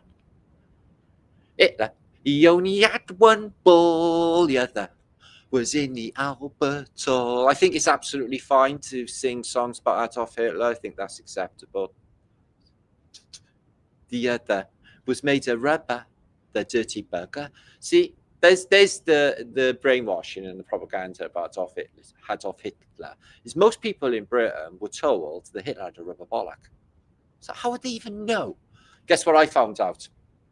Brace yourselves. 400, 500 almost of you. Could you share this out? I'm going to hit you with a big truth bomb right now that you never knew. Bruce Lee, remember I beat up in my dream. Bruce Lee smoked cannabis. In his death certificate, he'd ate a lump of hashish. I think he had a bit of a whitey. Anyway, his death was anomalous. I think that there was some sort of dodginess going on there. But yeah, he was a smoker. Love Bruce Lee. And something else that I'm going to tell you about Bruce Lee. Brace yourselves, guys. Okay, he had no bollocks. No, apparently he had no testes. This is why he could kick his legs high in the air. Bob Sykes, did you know about Bruce Lee's tiny bollocks? Obviously, there was something there because he managed to make Brandon Lee.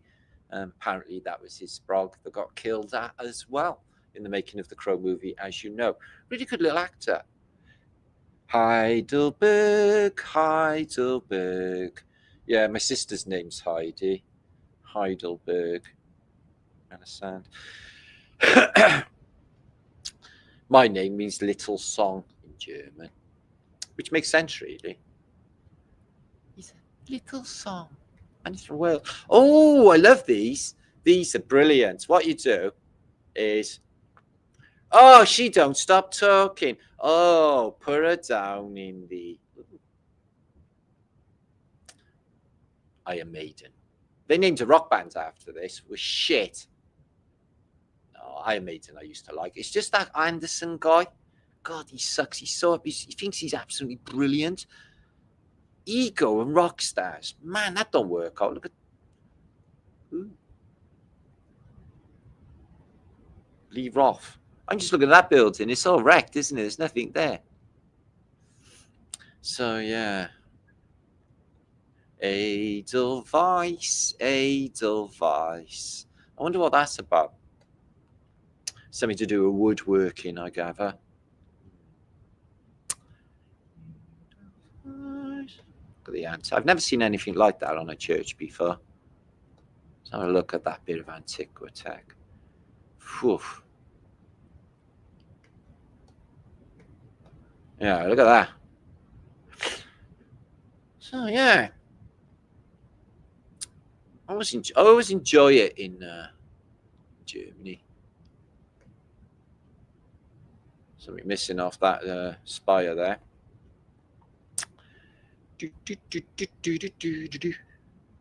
So, yeah, good bands from music. So what music has Germany given us? Okay, though, I think it was Stryker, isn't it? The heavy metal band. Isn't that right? Or Spider? Stryker. Maybe you could tell me. The heavy metal band. Anthrax, I think they're German, aren't they? Boney M.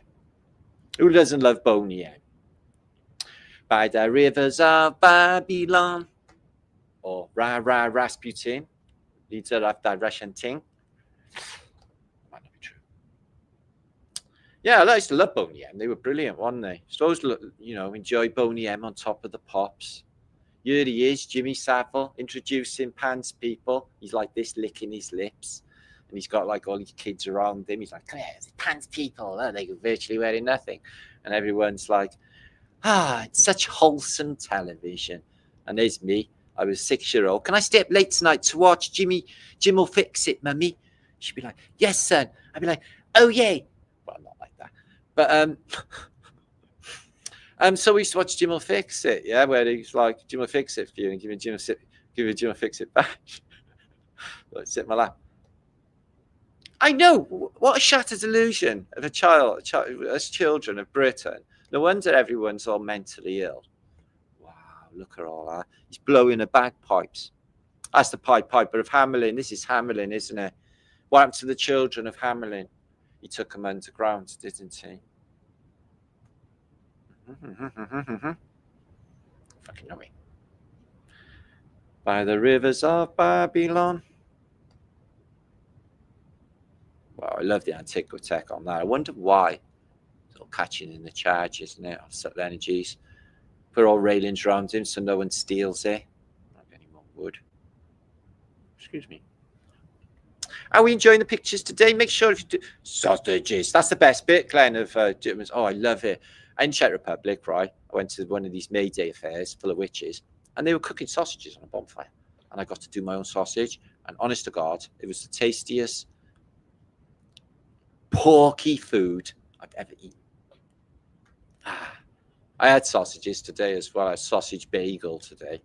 Yeah, Richmond sausages full of pork, which is a pig, which I eat. And I licked my lips as well. I was like, thank you, dead animal. It's lovely. Look at that. How could you, Martin? Quite easily. It was tasty with red sauce. Red sauce looks like blood too, just to complete the ambiance. What do you reckon on that then, guys? It's got like a Faraday cage. I reckon that if it didn't have that Faraday cage around this device, it would cook people. Look at these steel bollards as well. And there is some water coming out of there. Definitely some water structuring going on in that as well. Because look, she's filling a pail. Pail of water. It's a pail of water. Oh, look at all them knobbly bits. Well, I sat under one of these, like a smaller version in Glastonbury. And apart from all magical things started happening, it felt really groovy as well. God, the groovy vibes you get in Glastonbury. As soon as you get back to Cardiff, it all drops off. Well, it takes about a week before you get back to like sucked off vibes of Britain. But Glastonbury don't have that. It's only the fact that everybody's like so grumpy. But like what I do on Flat Earth British, it is of the utmost importance to maintain a good vibration. Okay, this is how we survive in this place. So that was a lot of bollocks this week. I don't know why they didn't fucking keep her. Give her back. Give her back. So yeah, Tavistock Institute's finest. Oh God, there's so many to this list, isn't there? There was people I used to really like as well that are in the Tavistock. At least people like Robert Plant admit it. Robert Plant, they planted him in there. But yeah, so can't say a name out loud because the algorithm will pick it up. Yeah, action camera. Nobody requires any evidence. Looks like her family were a bit avant-garde, doesn't it? And they had their brats covering the old one eye cover your one eye for the photograph. Okay. Should your belt be undone? No, because she's looking downwards. Something. This is a leaf of a plant, actually. I thought there was some. I thought his belt was undone or something. He doesn't look like he looks, but maybe she's the wrong sex. Oh, there's that Pope that died. Oh, we liked him. See, he's not holographic. The Pope's real. How dare you? Shame when she gets sacked from the Illuminati, which she will, because there'll be some nasty shit coming off. Because her hair's gone all adult now and all of that. I thought that eventually she would have hit OnlyFans and stuff, but apparently not. She's carrying on with it. But she's employed. So eventually, like they do with Russell Brand and like they did with Puff Diddy and all the rest of them. Is that his name? Whatever. They build you up to bring you down. Because they earn money on the both as well. And I don't think this girl's going to be any different. Give her to the time she grows up. There'll be some, we can fix this. We can fix this. So that's what they're pushing. But it's like even Bill Oddie, and I love Bill Oddie because he came up, blah, blah, blah, blah, blah, blah, blah, blah, blah, blah, blah, blah, blah, blah, blah, blah. So, yeah, Bill Oddie, he mentioned about Savile stuff and all that, didn't he? He came out and said that, oh, no, it's all bollocks. It's all bollocks. It's actually a natural cycle that they are using as a business model to empty money out of humanity. And he said that. And also somebody else said that as well. But David Attenborough, 100 fucking year old, 100 fucking years of spreading lies about evolution and dinosaurs, and he's still alive. Oh my God. And he's had all cutchy life. I bet he's had all lovely stuff the whole of his life, and he's been spreading bollocks. Where is the universal justice in it? I don't know. Oh yeah, David Bellamy. You remember David Bellamy, don't you? Here in the fauna. David Bellamy with the beard. We love David Bellamy, don't we? He said that it was bollocks too. Now, in a week or two, I'm on in 3, I'm going to hire a boat in Rovepat Lake. Now, when you come up to the islands of Roe Park Lake, there is a rope going across. What I'm going to do is lift that rope and I'm going to sneak underneath. Because underneath there is Hendrix Island with this on there, and I want a photograph of it where Jimi Hendrix came to Cardiff, dropped acid, loved a Welsh like fuck, and hang out and stayed the night on a little island in Roe Park Lake, which they won't let us on anymore because of shaggers. Go on there. Which, yeah, and, yeah, it's like weird. But it might be it's dogging stuff. Both doggers, the worst. Hands on lips. I got tortured in school, so these are the type of things they did to me, right? So apart from hands on head, all right, I'd be like, wow, you've really got me this time. Yeah, extremely, really, really painful. No, the cane, but I had that every single day anyway for years until they banned me from schools. And then there was the fingers on lips to stop me talking, because as you can imagine, I was very disruptive to the rest of the class. So they kept telling me, I've still got all of my that's what I should do, a vlog reading my reports. Boy, they're bad. I was really, really naughty. It was brilliant. Yeah, disrupted to the class. They say, put your fingers on your lips. So I would have to sit like that. I'd be like, yeah, my mate Billy be next to me. I'd be like, this is fucking stupid. How the fuck is this stopping me talking? Even then, so it was just weak ass torture, except for the cane. But after 2 years of the cane, your hands are like leather, like a coal man. You don't even feel it anymore. He's like, I'm getting the big cane out with you, the one filled with plaster of Paris. And he'd lift his knee up to give it extra wadam. And this guy, right, was called Mr.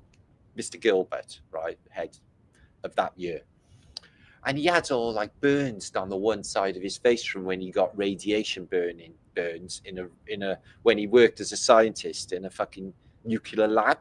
And he's got like these deep plasma burns in his face. So not only is he caning you, you got fucking Freddy Krueger there in front of you.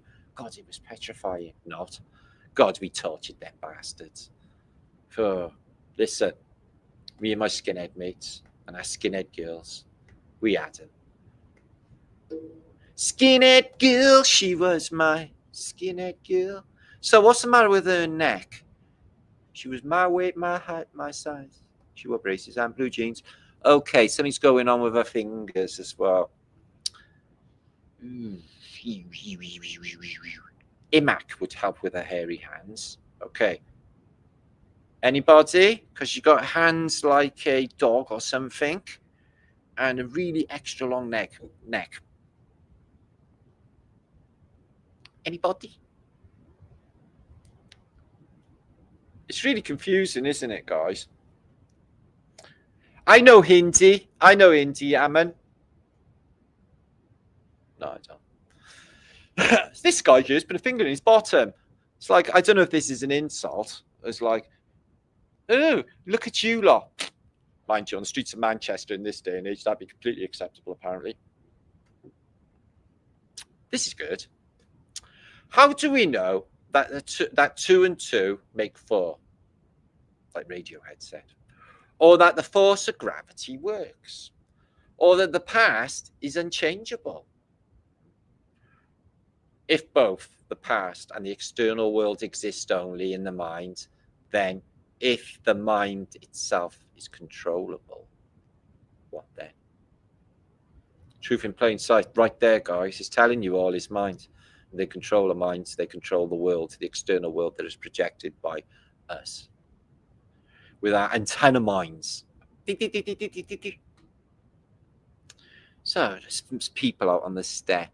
They just live out and they carry their shit around with them. And that's what they do with their life. They don't got no social security number or anything going on, really. It's like, where do you live? It's like, this is my home. Not all of it. It's like the North American Indians. So this was sent in by a subscriber by the name of shit. I can't remember in my emails. And he went up to the Rock of Gibraltar. I've been up there myself. I've seen the monkeys. And I was really wankered. So I can't remember too much about it. But like usual. Yes, a Roger. No. Well, anyway, somebody sent me this picture. And it's got giant fasces, look. A whopping great fasces. And a building with a key underneath it. So, yeah, at the top of the rock, they've got the cradle of history. And it's got Hercules. The pillar of Hercules is a pillar, but it's also a fasces. So, yeah. Pillar of Hercules. I reckon that's what caused Noah's flood. So yeah, they were chosen well early. I wonder who their parents are and why they're so important, the Williams sisters. But they got a good Welsh name. But you can clearly see way back in the Riviera Tennis Club that these are little boys, aren't they? Then they're obviously little boys. And what are the chances of these little boys being with Ronnie and Nancy?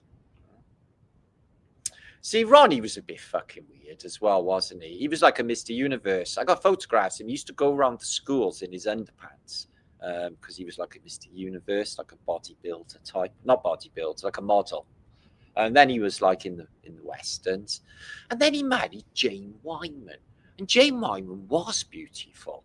And for some reason, he divorces Jane Wyman and goes out with fucking Baron von Frankenstein's fucking love child. Oh my God. Anyway, poor old Ron, he left his brain in the walnut dish. And how embarrassing anyway. It's not like you should have an American president with like mental illnesses. Okay, now this is not AI, apparently. I know I used to have a friend that had a snotty nose and a bubble used to come out every time he breathed. A big green bubble like that, bubble nose. They're not AI eyes, they're real eyes. Realize. It's beautiful humans. This is, I was going to say Warsaw, but I actually think that it is Dresden. And as you can see, World War II didn't leave a lot of centre. I don't know why I'm giggling. That's not funny, is it? But yeah, shit. Imagine that happening in the modern day. In a British city. Oh, here we go. Fucking hell. So this is where we are, humanity now, aren't we? We got these millennials that have just come along, 25. So if you were born in the year 2000, Jesus, that's like the other day, isn't it? You're 25. Yeah. So what world did they grow up into? It was a world of mobile phones and computers and computer games and all the weirdness. They got like super phones. They go like this with their mobiles. It's absolutely unbelievable. And they don't look up either. But eventually they will look up. Okay. These people will eventually look up. So this is a problem, isn't it? Yeah. And they're young. And what do they aspire to now anyway? Yeah. I don't know. Do people need role models? National service? National service is a good idea. Yeah. Send them in. Go fight. Send them into a war. Make a man of them. Anyway. Britain's just gone too commie, too socialist. Never been a fan of all that. Me. I like, that's the one thing that I did love about Britain back in the day is it was just like, it was naughty. It was naughty. Britain was naughty. But fucking hell, it was rat. Britain was rat. I don't know what happened. So here's some Japanese geisha types. Did you know geisha girls were not actually prostitutes? Apparently it's true. So apparently all they do is turn up and make a cup of tea. Nothing else. Basically, it can take 3/4 an hour to get all that clothes off. So they got petrol, brilliant, whatever that is, quad. And I bet you any money you can do endos with that. Probably wheelies as well. She built it in a garage. Remember back in the old days, you could build kit cars like the Caterham 11. You could build them in your front room as well. In fact, maybe they don't do anything. We can't do anything like that anymore. They won't let you have anything anymore. Not that I've had a car. I have had cars, but not cars. So what's going on here then? It doesn't look like a happy day out, does it? But You don't even know. Some people actually pay for this shit and are into it, so you never know. It's a strange old world. So 2022 deaths. This was just in the year of 2020. I reckon shit tons have died since. Oh, did a Morphine Ranger die? Oh no. Mighty Morphine Ranger died. Which one? Oh, that sexy one off Star Trek. What's her name? She died. And Robbie Coltrane, he died. We like Robbie Coltrane. And Meatloaf. Oh, fuck off. Ray Latoya's dead? He's not. Oh my God, I thought they were going to make a Goodfellas 2. I'm fucking spewing. James Caan's not dead, is he? Don't tell me James Caan's fucking dead. Is that Terry Thomas? Oh no, I think he died years ago. Olivia Newton-John, yeah, I heard she died. Bernard Cribbins, he's dead. Ah, Murder, She Wrote. Angela Lansbury, she's not fucking dead. She's not dead, is she? Yeah. Harry Belafonte. Oh my God, no! And what? Dot Cotton's dead. Dot Cotton's dead, guys. And I bet you Nick Cotton killed her. Yeah. That guy, the ruler of the universe, I can't remember his name. I think it might be, I don't know. Ooh, the one with the lump of bird shit on his head, the ruled Russia, the clever one, the one in Mensa. What was his name? Gorby. Oh, we like Gorbachev. He was all right, wasn't he? Yeah, Russian leaders. What can we say about Russian leaders? Who else died? Is that Little Richard? Little Richard died only recently. I thought he would be about 100 fucking years old. Oh, I never liked that comedian there. He was horrible. What was his name? Oh, fuck off. That's the newsreader. What's his name? He's not dead. He's not fucking dead. I can't believe that guy off Breakfast Telly there is dead. Oh my God. Good job. Good job I got no feelings and I'm not crying or anything. Look at this. That guy off of Sopranos is dead, guys. That was all right, Sopranos. I didn't mind that. Dennis Waterman's not fucking dead, is he? Gorby, Enigma, yeah, I know. He's not dead, is he, Dennis Waterman? Oh my God. Wouldn't you like to change the situation? Right people, right time, just wrong location. That's what I want at my funeral. I want a Soul Train funeral. I want a Soul Train existence. I want a narrative. I want literally music to follow me around, and I want Soul Train dancers in my life everywhere. Would you know if you were dreaming right now? Right, check your watch or your clock. It's 2 hairs past 3 pimples. Look at something else. My magic mushroom cup. Okay. Check your watch again. My God, it's 4 hairs past 3 pimples. I think I just went into a time dilation again.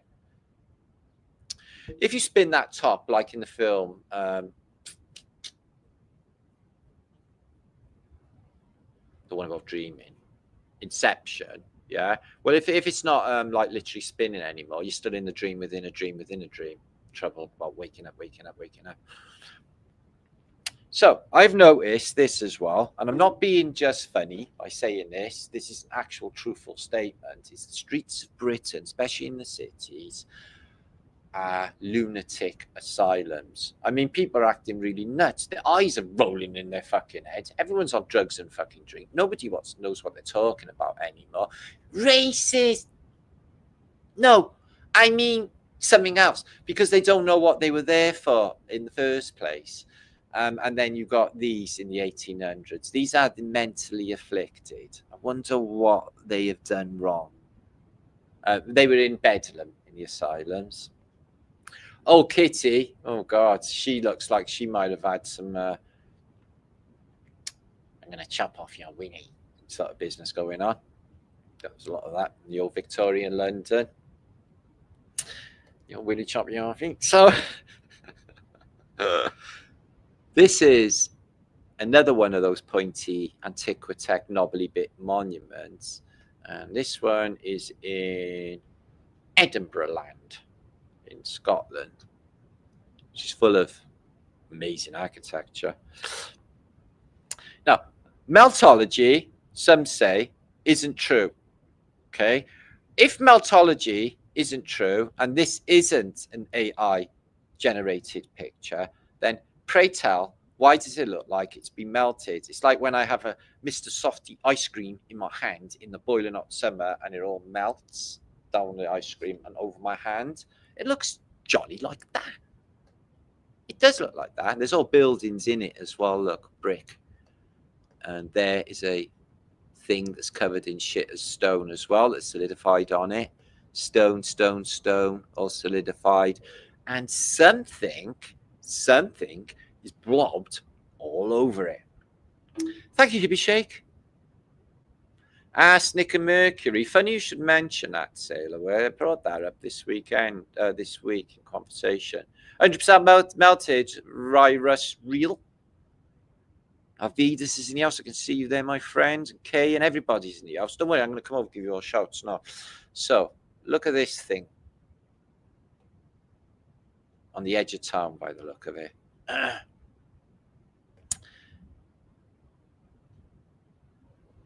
It's amazing, isn't it? Your world buildings. There's danger on the edge of town. Ride the King's Highway, baby. So that's Euston Station. So the blue bus is calling us. Driver, where you taking us? Bloody cyclists. Took me 45 minutes to get past these.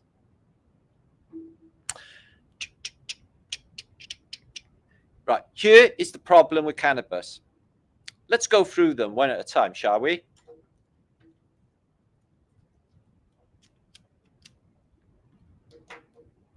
Yeah, it's something to worry about, isn't it?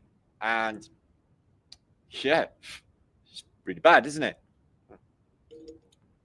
Anyway, all of the people that have died of cannabis, all added up on my no, because it's none.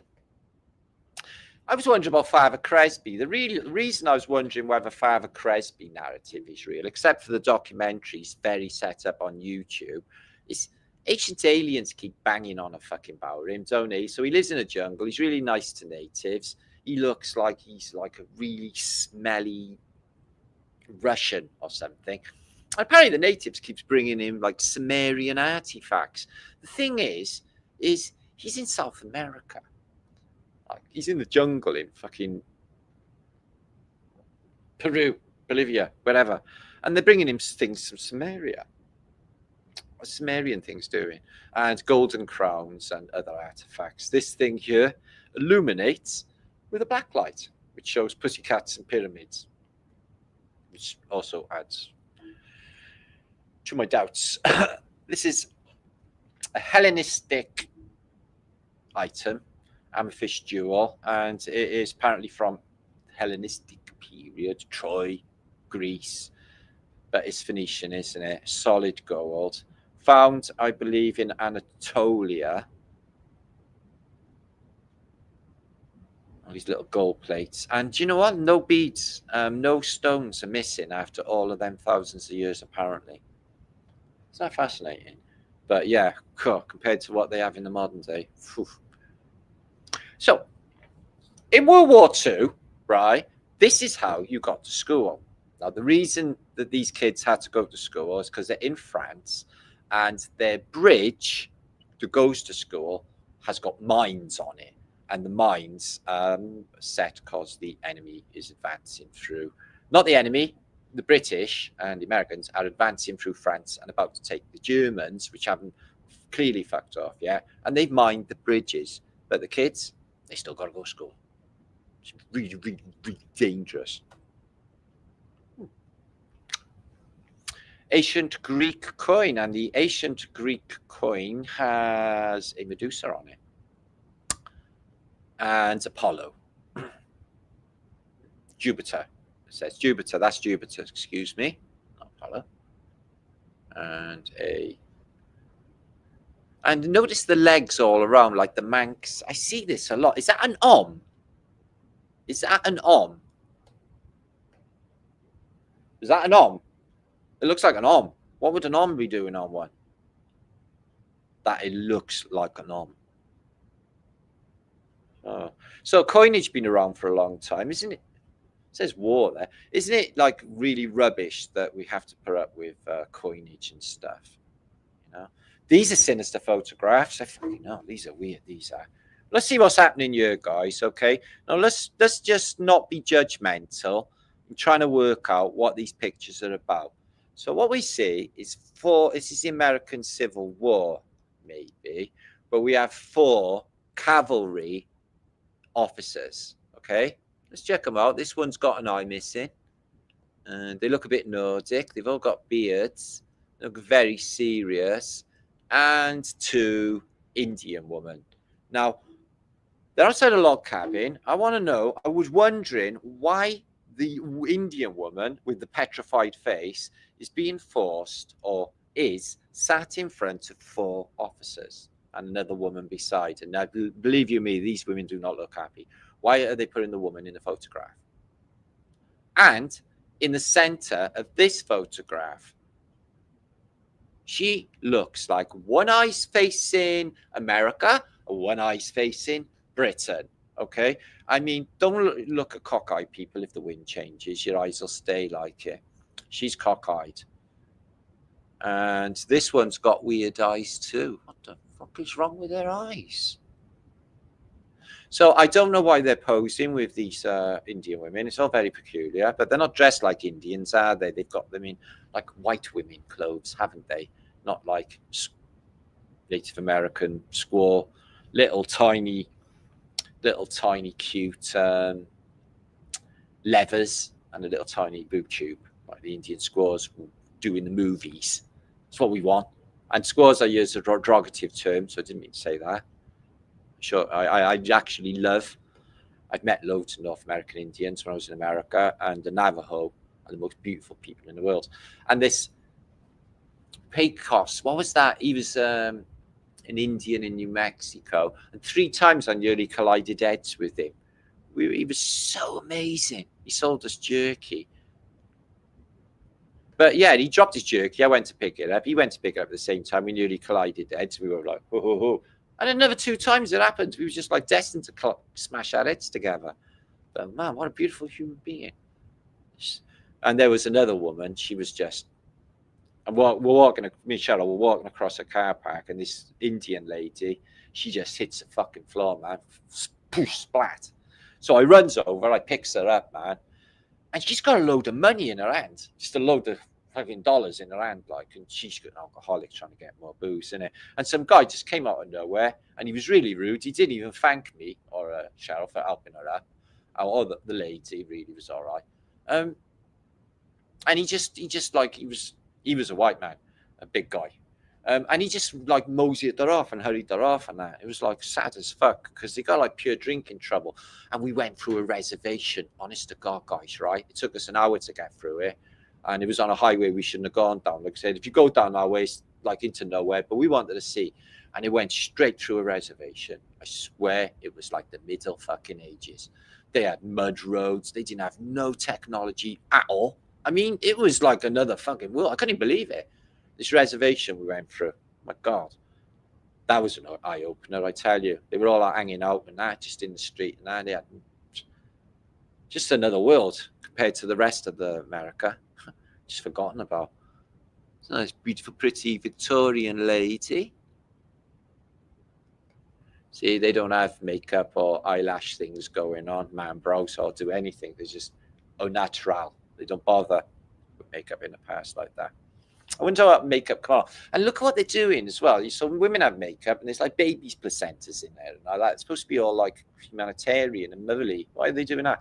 And other chemicals as well, like that are in like collagen and other things. You know, they're putting like big fucking stem cells into your face and shit. People doing it, Botox and stuff. It's nutty to me, actually, all of it. So that God made us that way. You know, we should all go all gracefully as God made us. And that's the way it is. Some people are absolutely beautiful when they're older. Anyway, many a fine tune played on an old harp.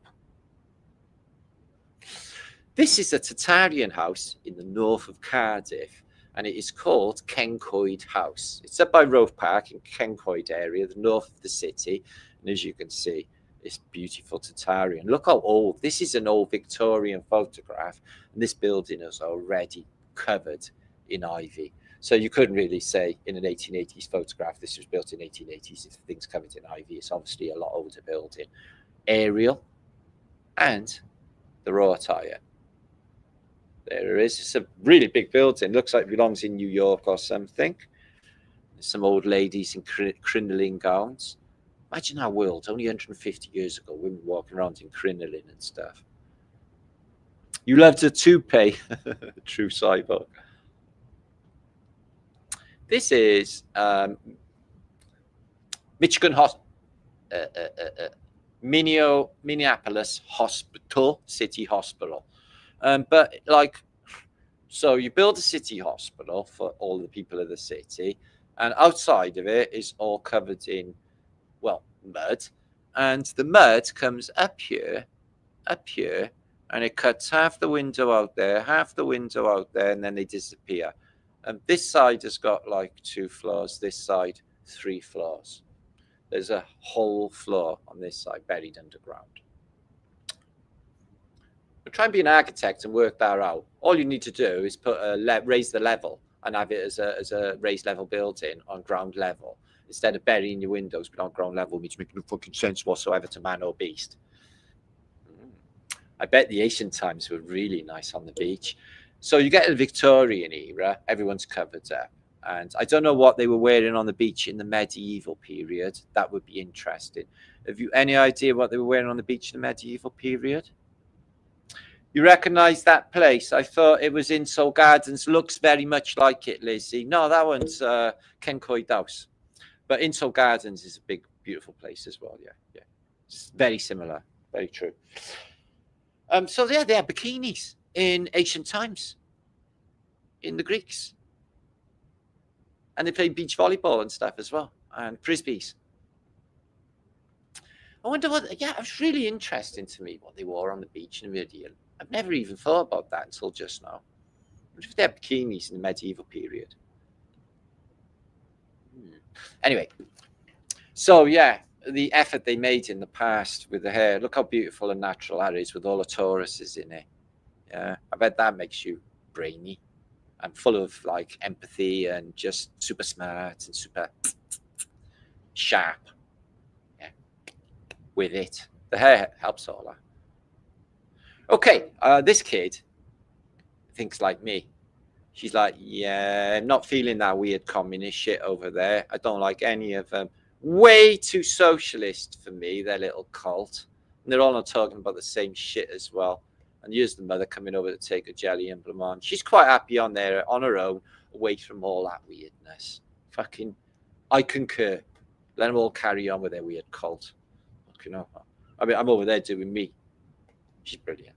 So yeah, this is the props for the Eiffel Tower in Paris. And you can see here, but this plinth looks like a lot older stone, and there seems to be arches underneath it as well. And the other stuff on top is brand new. Could it be it was built on top of an older building? Same way as the Washington Monument as well.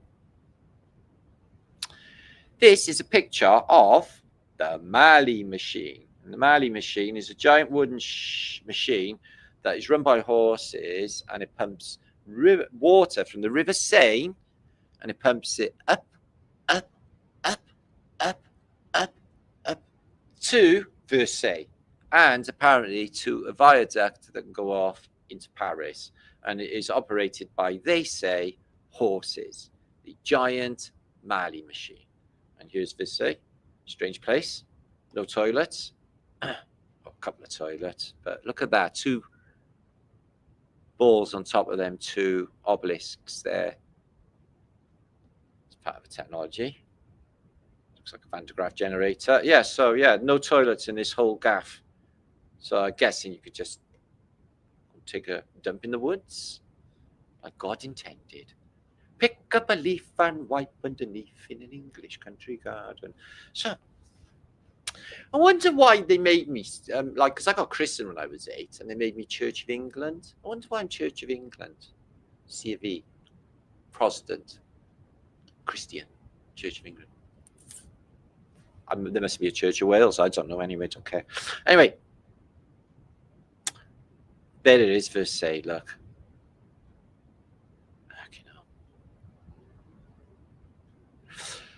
Philadelphia's changed, hasn't it, since the modern day? It's the Philadelphia Hotel de Ville, if you like.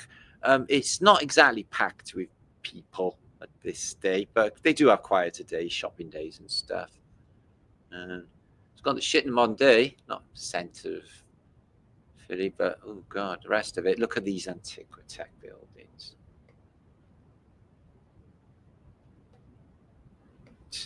And them as well. See the double domes they have on theatres as well. You have them on all these theatres and our buildings as well. It's definitely a technology, Tesla type of technology going on. Hands up, who would like to time travel? No parking meters. No, there's no cars been invented yet on this photograph. You can see it's only horse and carty. These little horse and carts, yeah, see, they brought all the materials for all of these big skyscrapers, you see, and all the glass over the cobbles, all the way to this street to build it all, you see. How it all went down. Holes in ceilings, Oculus. They got one in the Parthenon. I'm wondering they got other ones as well. Why they have the hole for the light to come in, or energy to come out, more like. Or maybe it's like the Fifth Element. You stand underneath it when something happens and you open your mouth. Oh, and then the Fifth Element happens. A giant beam shoots into your mouth. So yeah, I can't tell you where this is, but it looks like a tree trunk.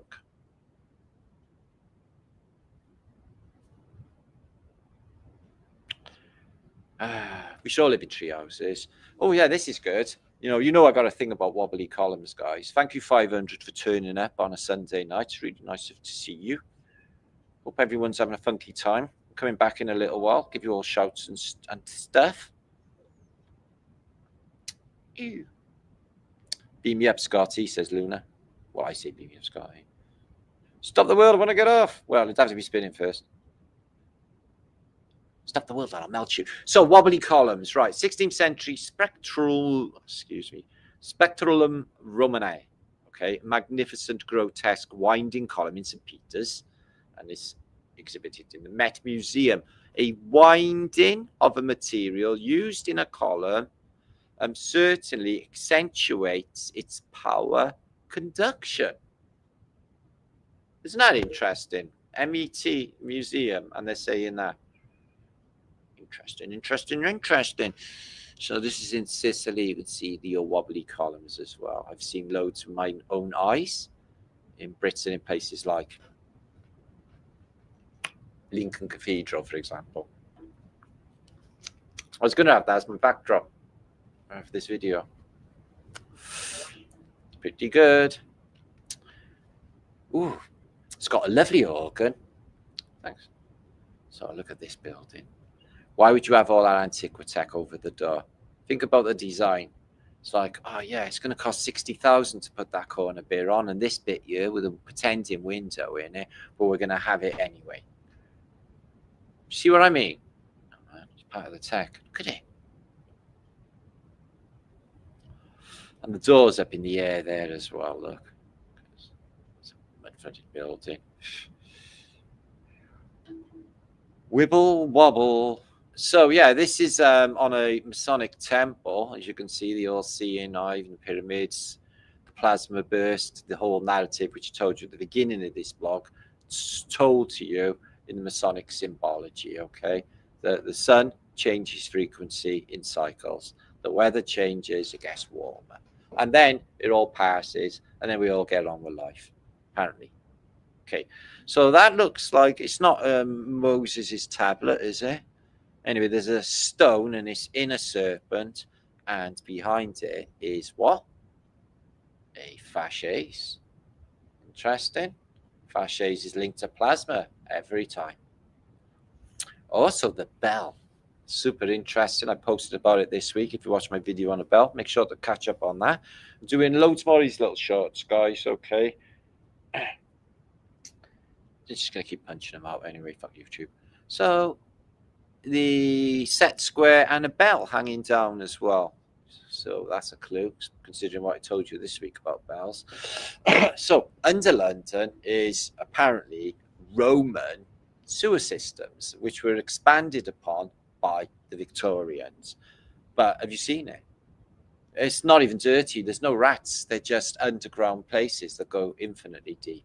And you've got the underground, London Underground as well, and New York and Moscow and all of these ancient cities all have these big, massive, cavernous places under them. And some places they go to, like places where super criminals lays, for example, are always under the city, haven't they? Lex Luthor, he's under the city and he's got statues and everything going on. So yeah, super criminals live under the city as well. So apparently this fills up with water, poo and stuff. But can you imagine the effort to lay these bricks in the past? Shafts that just fall and fall and fall and fall in London. Hundreds of feet deep. I reckon there's millions of places under London for the population. There could be a city under London. Look at it. It's just mental. All that's under the city. Look at the effort for it. All rounded as well for water flow in case, you know, it gets rainage. But it's spotlessly clean, and apparently it smells nice like baths because, you know, there's no rats running around really. I don't know. So yeah, this is good. Seen this? The rail plane. Apparently it was a bit hazardous to flocks of birds. You can splatter them into 1,000 pieces, and literally, if you get too close to it in a railway station, the propeller will suck you in, chew you up to 1,000 million pieces. But it ran 120 miles an hour on a rail like this. And it's basically a plane. Propeller turns and it just goes.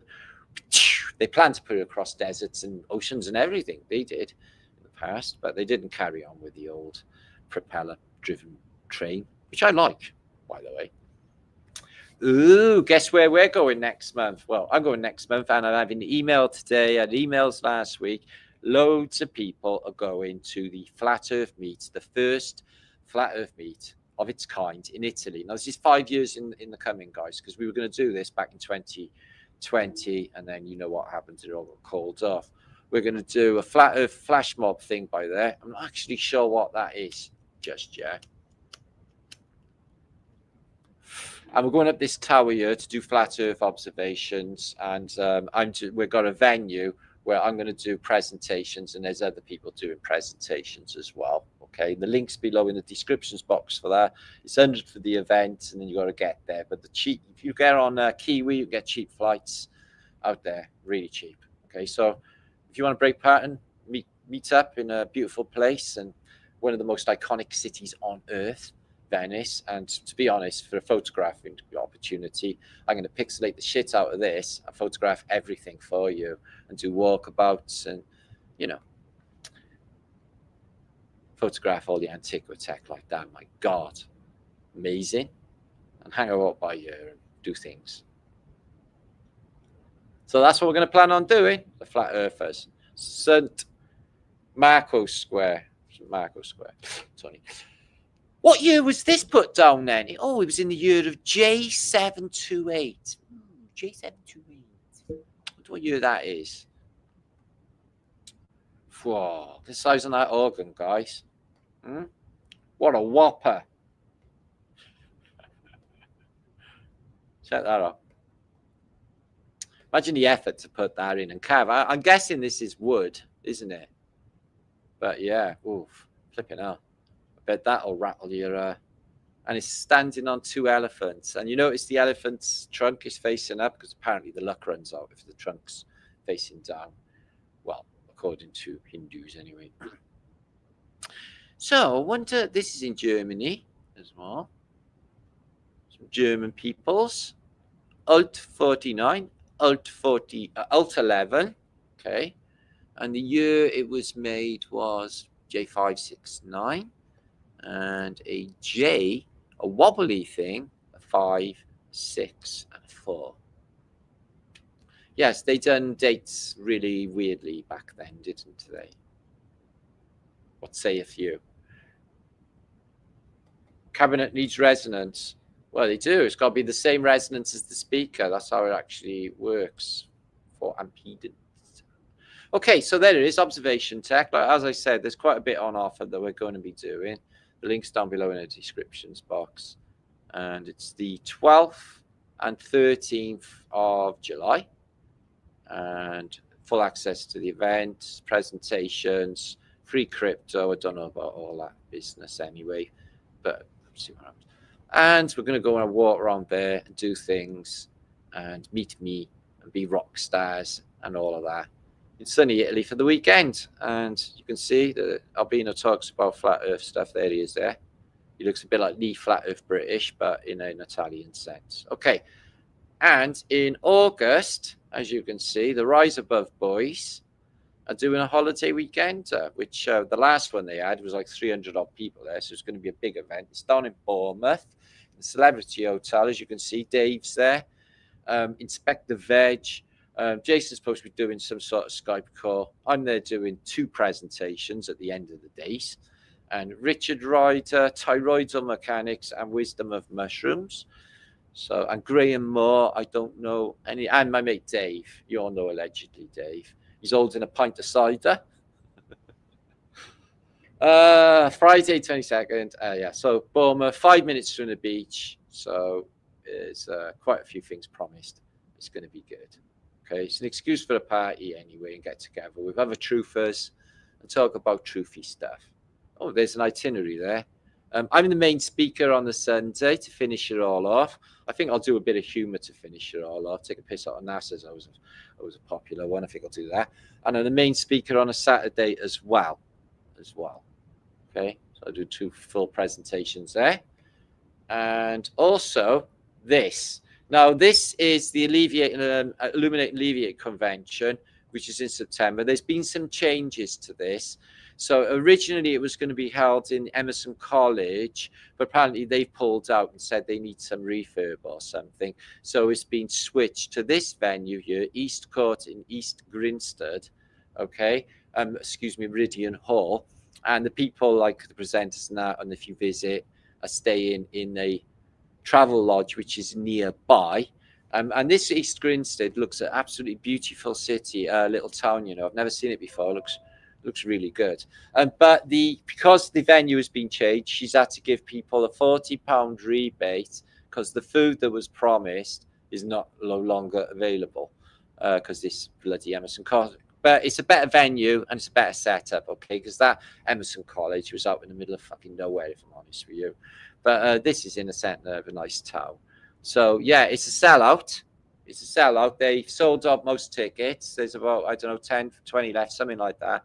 But not many anyway. They're pushing to the 150. So, yeah, they have sold out. And the speakers there are some famous names that I actually don't know.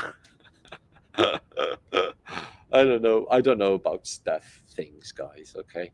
And you can find out all about anything on Flat Earth British, okay, guys, by linking on my website there for my videos, my archive. I've got to find a way of getting my images out to you because I have like wasted images. I've got hundreds of thousands that could be utilized in the out there for you guys. Because you won't get these, what I got on Google anymore. They disappeared off of it all. I can't find anything which I got now still existing.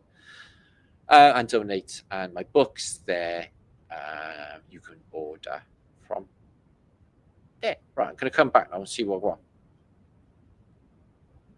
Okay, I'm going to change my background for you. Okay. So I hope you all had a good groovy sesh. I got lots to actually show you this week as well. I just can't keep up with all of the time that life permits for me to do more flat earth Britishy things, if that makes any sense. So let me see what my backdrop's like now. Oh, suit you, sir. Look at that. Oh. So what's Natal saying? When you burn radium, the waste product is helium. Right, let's have a look at these. So Brody liked and subscribed. Thank you, Brody. Yeah, a lot of the YouTubers I know have been posting, and you know, I'm wondering if AI will give us compensation when they take up the last of humans on YouTube. It's not looking good. We're all being like stifled out, and in favor of these YouTube videos that are AI made, presented, and AI voiced. The whole thing's AI, and there's no human involved. They're getting fucking pushed by YouTube and earning money, lots and lots of money through AdSense, which is going straight back to YouTube.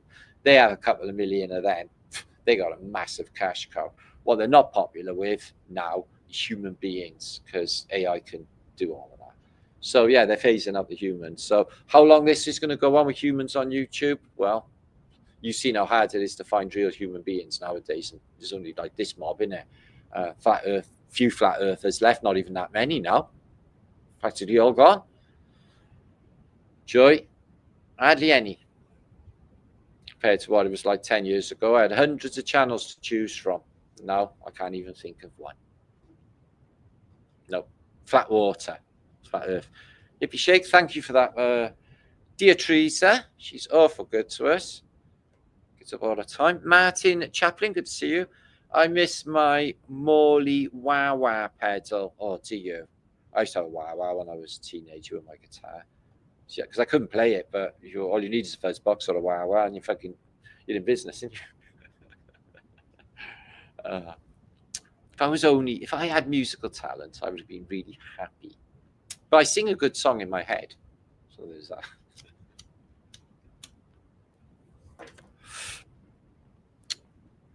So yeah, my comments from the videos that I've done this week are fantastic. Not just my bot babes, although they're always going to say good things to me. I don't know who's bringing me my bot babes, but thanks, whoever's bringing me my bot babes.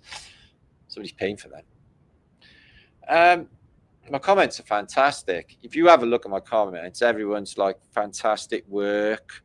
Best on YouTube by far. That's all I ever get, guys. Just check my comments. Everyone says the same things. Yeah, YouTube can't even find me. If you look for me, it's all bullshit.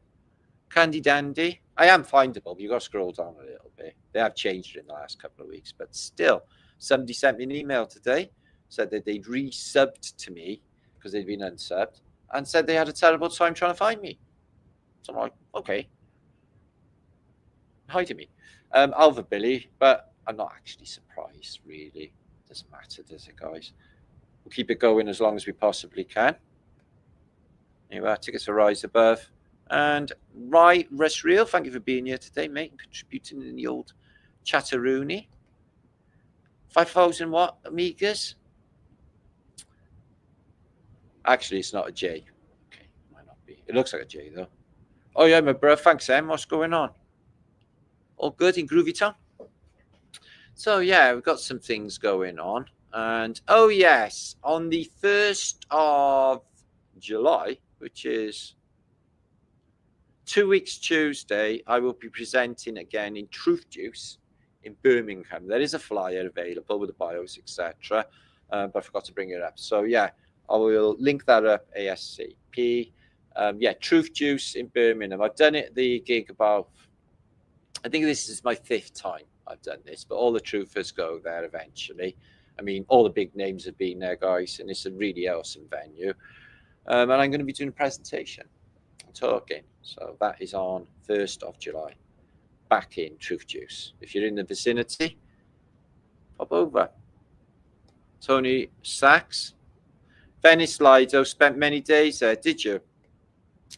I only went to City de Chioggia, which was across the bay from Venice, it was Venice, but it's not Venice, if you know what I mean. Wah, wah, wah. Call a ambulance. What else we got? Alva Billy. Love my brother, Alva Billy. Fell in the canal. See medical attention. 17 Jesus. Okay. So, yeah, make sure to do the honor. Subscribe if you did like my video, and like it if you did. I'll be back in a day or two with more fantastic stuff. I've got so much to share, and I've got some new new words that I've written on paper ready for you. JT. And Ricky, good to see you, man. From when each person had creating skills. Yeah, if someone was to ask me what I was, what I do, I thought about this last night. I was like, right, what would I say? Yeah. Blow minds and smash paradigms. No. I would say that I'm a creative artist. That's what I am. I know I do loads of other stuff, a writer and everything else, but I'm a creative artist.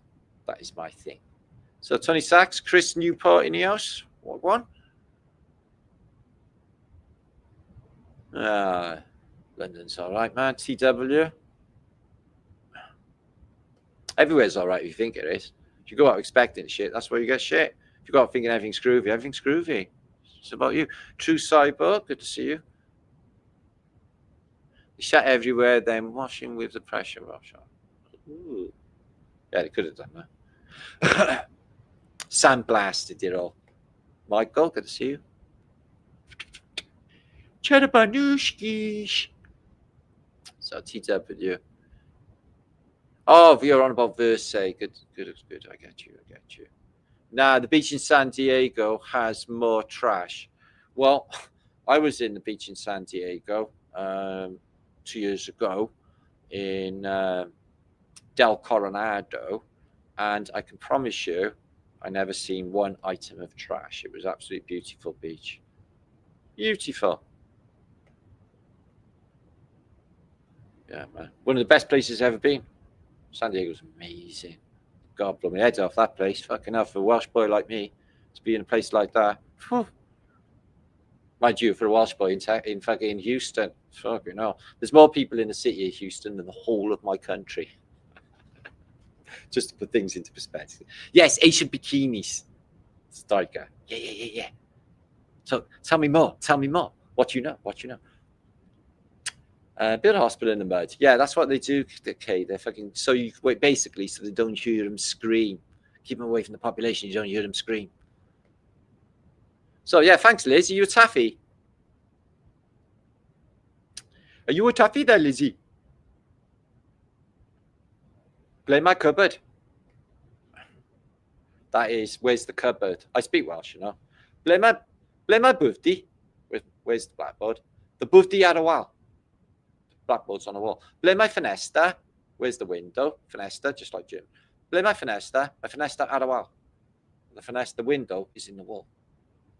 So these are really important phrases of Welsh that you may need if you ever visit here. Actually, you only need 3 words in Wales to survive. Do you know what I mean? Inne and like. So do you know what I mean is only 1 word. And do you know what I mean? Inne and like. Do you know what I mean? Like inne. See what I mean? Do you know what I mean? Like inne.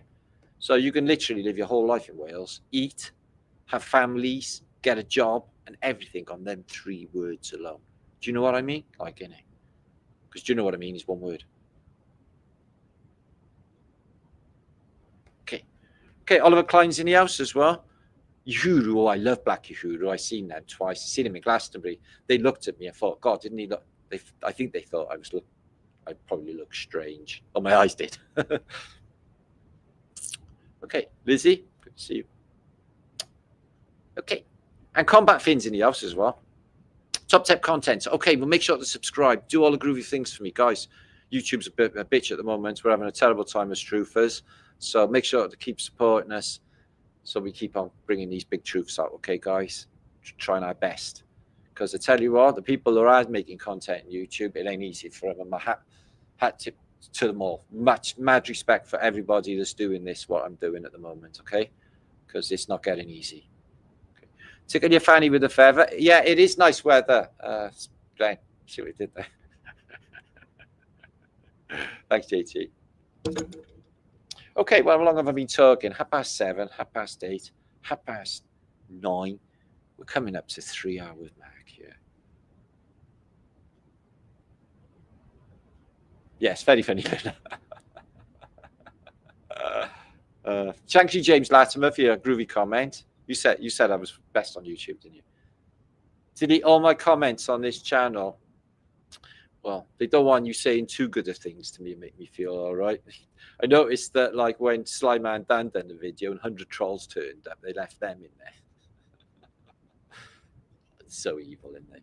Anyway, it's all new. This, I got like little fucking pictures on my screen which tells you the signal and everything. It's like I've had an upgrade on my StreamYard for some reason. Don't know what's going on. Oh, Vibes is in the house. Wiggly Fat Thumbs Vibes.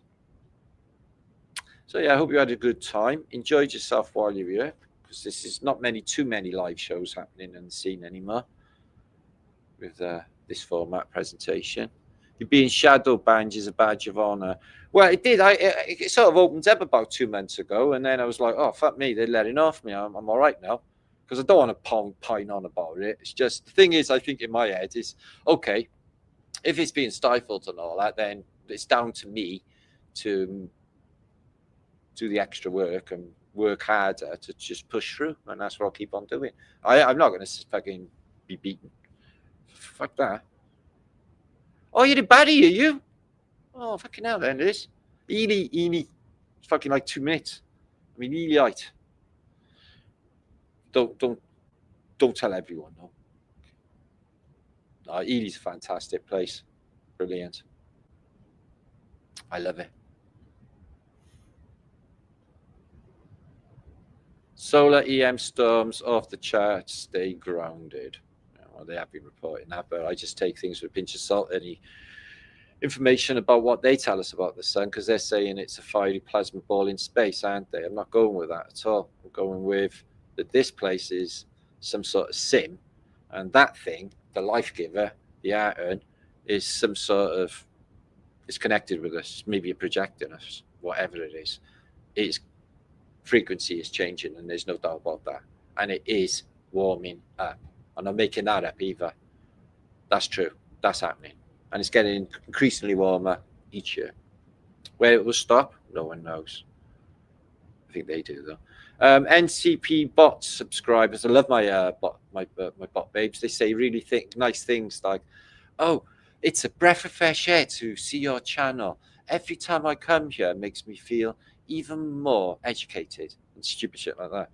Really nice, though. Do I use methylene blue? Do you say it's actually be toxic? Yes, I sometimes do have methylene blue. Avidas, not on a daily basis though. But if I feel like something might be happening, I have that, and it wipes it the fuck out. So yeah, I do think that it's all right, and it is all state of mind anyway. So it's that. But yeah, oh, thank you, Sarita. Good to see you there. Have a spectacular week yourself as well. That's really nice to say. This week was tricky. Thank you, whoever gift membership. This week was tricky, man. I was like, there were stages this week. It was like, I don't like this place. And I woke up then and was like, what am I doing with my life? Oh my God. And then I was like, okay, pull yourself together, mate. So I had all that going on this week. Fucking hell. Well, that's because they're sort of admitted that they're dimming the sky to keep the fucking heat from Scotcho, apparently. Anyway, they're playing for time. Don't care what anyone says. I know they are. The game is gone to shit because the gig is up, and they just don't care anymore. And that's the end of it. Thank you for that. Yeah, thanks for any donations as well. It'd be really amazing and fully gratified. Grateful. What is the Hairy Mary? Somebody said in my comments, if you think that it gives you psychic abilities having long hair, why did you have your hair cut? But they were looking at a video from years ago. I had my hair cut to keep the customs off my ass going through the borders in America. But it turns out that it didn't make any difference anyway. They were all over me like flies on shit. So I'll just go through any borders now with my hair like I usually do, because it doesn't make any fucking difference anyway. I thought, if I assimilate and try to look like one of them, I won't get a pull. Yeah, right. What the fuck ever. It's never happens. So Rick, Mr. Nixon here takes, or Miss Nixon takes, methylene blue each day, and your wife too, sir, Mr. Nixon. It's amazing. Zero side effects. Zero side effects except you have green piss. Okay, bright green piss. But no side effects whatsoever. I don't have it every day, but I do have it every third day, every 72 hours or something. So there's that. And yeah, I think it's bro.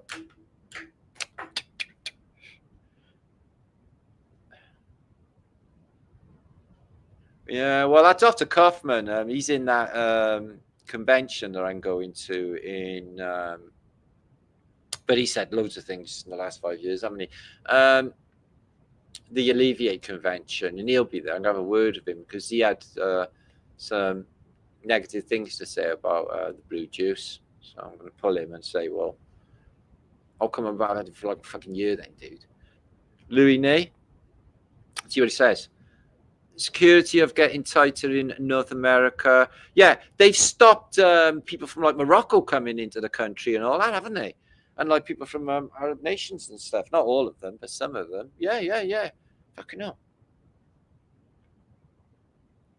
America have got it fucking sorted. Fucking Britain needs to take a fucking leaf from America's book right now. Although it is, the whole show is quite comical and farcical, I must admit. God help us all with them, though. Having a new haircut will make it thicker. It did, because I had dead ends, and it is thicker. So thank you. Tying them back. I got a tie back. Yeah, I was tying it back for years. I started tying it back again. It's getting a bit longer. But it pulls your hair out. It's no good. And it tie backs gives me a fucking headache. Pulling my hair. So anyway, enough about Martin's hair. What's that, Melisande? You don't have green piss from methylene brew. I do. Bright green. Might be something else. Don't worry. It took years off me, that haircut. Oh, I don't know, those vibes. I don't even know if I liked it. It didn't feel cool after. I didn't like it. What, you think long hair makes me old? Fucking 50 fucking. I'll have to check on that. 57. Solstice next weekend, is it, Bob? Yeah, there's some people descending to Glastonbury. The festival's on as well, isn't it? Yeah, next weekend. Yeah, next weekend. Oh, shit, is it? What you say, Sharon? C60, great stuff. It is. That's what it's called. Yeah, I know Manold, my mate David, and a few of the others were on about going to do solstice things, but we have to. Kit Lefemme. But who knows? I'm coming down to Glastonbury in the near future. I did have a call offside, but there was birds being fighting outside, so he went off. So if you are watching this, give us a ring back, my friend. We're going to come back one day very soon this summer. Paint the town with Welsh flags. Mr. Numbnuts. Oh, nice name. You like twisty brick and chimneys? Okay. Fatty Martin. Okay, guys, I got to love you and leave you. I'm getting a bit tired now. It's been a fantastic week. Really happy about the Flat Earth Convention that happened with Martin, Autodidactic, Michelle Gibson, 10 other speakers, and everyone, as you can see there. The information in there was really amazing. And there was a lot of positivity, and, you know, I thought it was very inspirational and very well done. So, yeah, we're going to be, hopefully they do more of that. Hopefully, because this was the first, they can put this under a roof and have a venue of all of the speakers and have a big Tatarian convention. I think that would go down really, really well. I could do it, organize it myself, because I got all the abilities to do things like that. With my little team, but the thing is I can't do things just now because I'm really busy with my itinerary, but I need a couple of weeks spare so I can do things. Beju, good to see you. What's that? I love that film, Inglourious Bastards. I tell you, a good film, The Hateful Eight, brilliant. So what music have I been listening to this week? I'm having a Doors revival. That happens every now and again, as I'm sure you heard. Jethro Tull. Oh, I love Jethro Tull, that flute. Oh, I love Jethro Dead West, good to see you, Martin. I'd say something, but it's my darkest moment. Sorry. Well, I'm really sorry to hear that, Dead West. Okay, I don't know what to say about that now. Except wish you very well and send you love from across the ocean. Kit FM, C6. Yeah, I get you. We knew that anyway. Okay, then I'm going to go. Thanks for linking up, Cheryl. Much love all. Yeah, get on to front row seat. There's some groovy stuff happening on there. Much love to you all. And I'm going to be going because I've been talking for ages doing not much at all. Thank you. Thank you, thank you, thank you. Cocaine Bear was a brilliant film. God, did I piss myself. Oh, Nostalgic. Homie. And Warren Hayes Band. Highly recommend. Oh, yeah. Yeah. Cheryl, could you help me? What was the name of that band with that crazy albino guy on that fucking keyboard? That was amazing. I was looking for it on YouTube and I couldn't remember the name. Oh my God, what was that? Not Alex Harvey band, no. Oh, well, let me, because I'm going to turn you on to this band with this albino guy. See you later, Nora. Come on, help me. Before I go, that band with the albino keyboard player. The song was Frankenstein. Yeah, okay, that was the song. It was amazing. Oh my God. Can't remember the band though. Edgar Winter. Oh my God. Wow. And that was his brother on guitar. My God, Edgar Winter. Have you seen that Alva Billy? How come that's not famous? We didn't have that in Britain. We didn't have Bob Seger in Britain. I've only recently discovered Bob Seger, guys. Honest to God. I didn't even know. We didn't have him in Britain. That just goes to show they don't have the same music in Britain as they have in America. Not all of it. Yeah, Edgar Winter, man, check that out. That's fantastic stuff. So inventive. Very innovative. Unbelievable stuff. Yeah, he plays this keyboard by you. It's brilliant. Like, really plays the keyboard. Amazing. Watch Frankenstein instead. Frankenstein's. Young Frankenstein is a good movie. If you get a chance to watch that, the black and white one. Marty Feldman in it. It's fucking brilliant. House Behind the House, Bob Seger. Yeah, I got an album. I had it off Scott, who's in the chat now, in 432. And I hadn't heard of it before, and I put it on. And just one track after the other, and I loved every track. Fucking fabulous stuff.